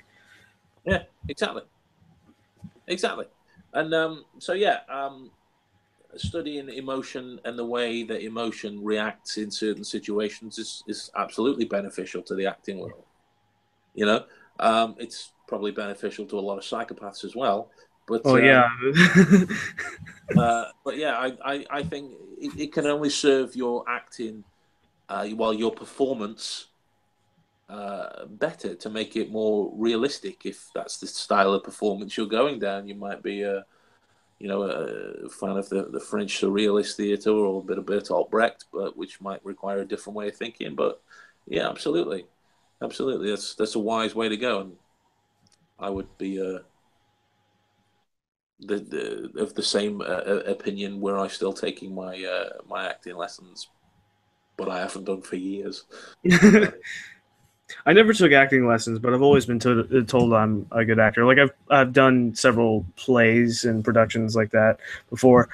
I don't really get to show off my acting in my videos because, well, for one, in the videos that I do make where there's some acting roles, when you're trying to take care of the camera, the microphone, the lighting, all that stuff, and then you try and act and hope that the camera does its job, then you're a bit distracted from your performance. But yeah, Absolutely, absolutely. So yeah. Yeah, I think the questions are kind of running dry. There's one that I think we just kind of answered without actually addressing it. Cool. About emotions. So it's been going on for almost 4 hours, 3.5 hours. So Yeah. I still have to pee soon. Okay, yeah. So do you want to wrap things up? Yeah, well, if you got any more questions, let's do the last couple of questions. If there are any, then yeah, we'll wrap it up. Okay. I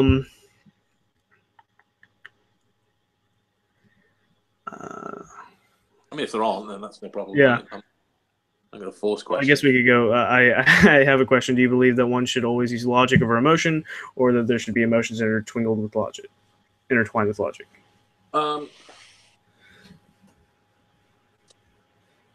Oh, that's a fun one.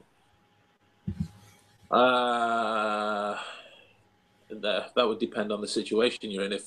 If the situation you're in concerns a family member or a friend or a loved one or whatever, then for the benefit of that relationship, do they need you to just be there and not be constructing the whole ordeal? Would your ability to serve this relationship well be better suited to your rationality or to your emotive side? But you cannot know that if you can't rationally reason out what would happen. So I think in answer to that one, I'm just going to give you an image. It's a cliche, but it's an image, and it's the yin yang. They are intrinsically linked to form a perfect circle. I don't think you can have one without the other. It's knowing the fine balance of where to use them. Yeah.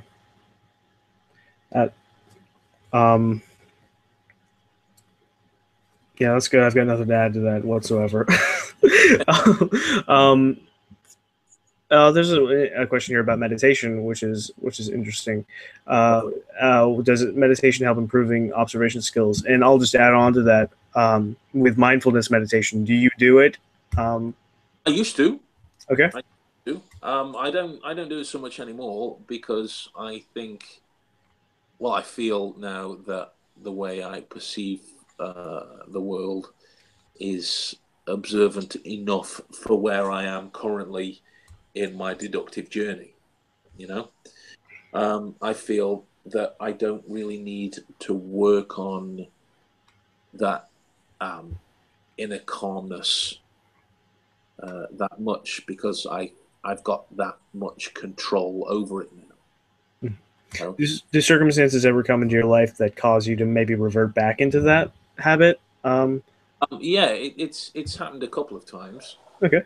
Where I've just needed to take a step back and really assess how I'd move forward. That's when my dog's health was called into question. It was a couple of years ago now, and anybody that knows me will know that. Well, you have the eponymous crazy cat lady. Yeah. Well, I am the crazy dog man. So like when he was unhealthy, it broke me, and yeah. really couldn't concentrate on anything that was going on around me. So I had to take a step back and just reel in, as it were. But now I've gotten to that point where, you know, how the real test for somebody that's got autonomic control is they can pass polygraphs. Mm-hmm. I passed a polygraph test. It was about 7-8 months ago now, and in all types of different scenarios to see if I've got that control now. And apparently I do. That's awesome. Yeah. It's more I'm going to explore, and it's things that I'm exploring in the new book as well. But yeah, it's all about putting my money where my mouth is. The same with all the different sort of techniques and games and things I've done in the past. It's to see if these ideas and the way I live are just fanciful, or do they actually work? They actually work, you know? Yeah. And that works into my drive and things. But yeah, it's beneficial. But I don't use it as much anymore, simply because I just don't need to. I'm not at that stage in my life where I need to utilize those techniques. Yeah. When my dog passed away, it broke me. It just I was crushed for months, and that sort of, you know, every time something like that happens, you start to, you know, you lose your edge. Absolutely. Like I've with my mate here. Come on, get come say hello. Say hello. Oh, that's a good boy. He's getting old now. He's 12. Oh wow. Yeah, but we like if I'm ever going over something, like I'm talking to him in the way that the skull exists, he'll be sat next to me. He's got his plate on the table where he eats. I've got mine next to it, and we've got this real sort of familial relationship. You know, I've ordered pizza from Domino's for just the two of us before. You know? That's just awesome. Yeah, that's just the type of relationship I had with him. So that's why when his health was called into question, it really affected me and really affected that process. And so yeah, that's again, that feeds back into why I think the two, in terms of rationality and emotion, are linked. I don't think you can have one without the other. Yeah, definitely. Okay, I think we're going to take one more question, and then we're going to wrap things up. Okay. There was one earlier. Okay. What kind of deduction training drills would you suggest, and how often should one do them? And I think that would segue very well into types, problems, and reading people. People as well. People say, you know, like you should plug your stuff more. Why don't you ever talk about you? Because I'm not a salesman. People know they know they exist. If they want them, go get them. If not, yeah, fine. So yeah, the deduction games that you can play would depend on what you're training. It would depend on whether you're training to improve your logical faculties. It would depend on whether you're training to improve your spatial awareness or your ability to cope under pressure. You know, these types of things. So, but some of the basic ones that I play are, well, I don't play this one so much anymore as I'm single now. But when I was in a relationship, I'd play. Do you know the game I Spy? I Spy with My Little Eye. Yeah. I'd play that with my partner while she's at home and I'm out on the road.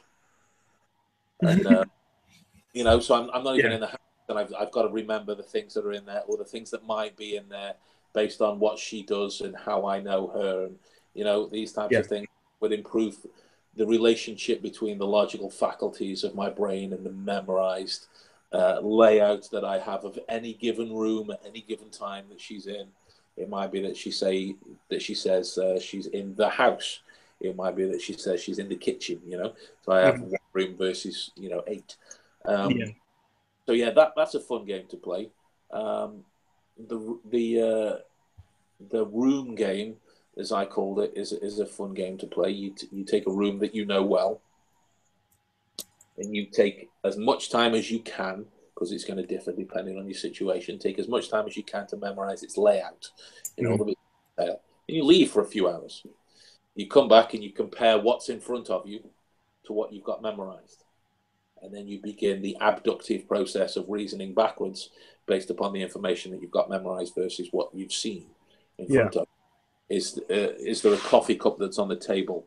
Does the coffee take sugar or milk? Who do you know that takes their coffee that way? Is their TV guide open to a different page that it wasn't open to before?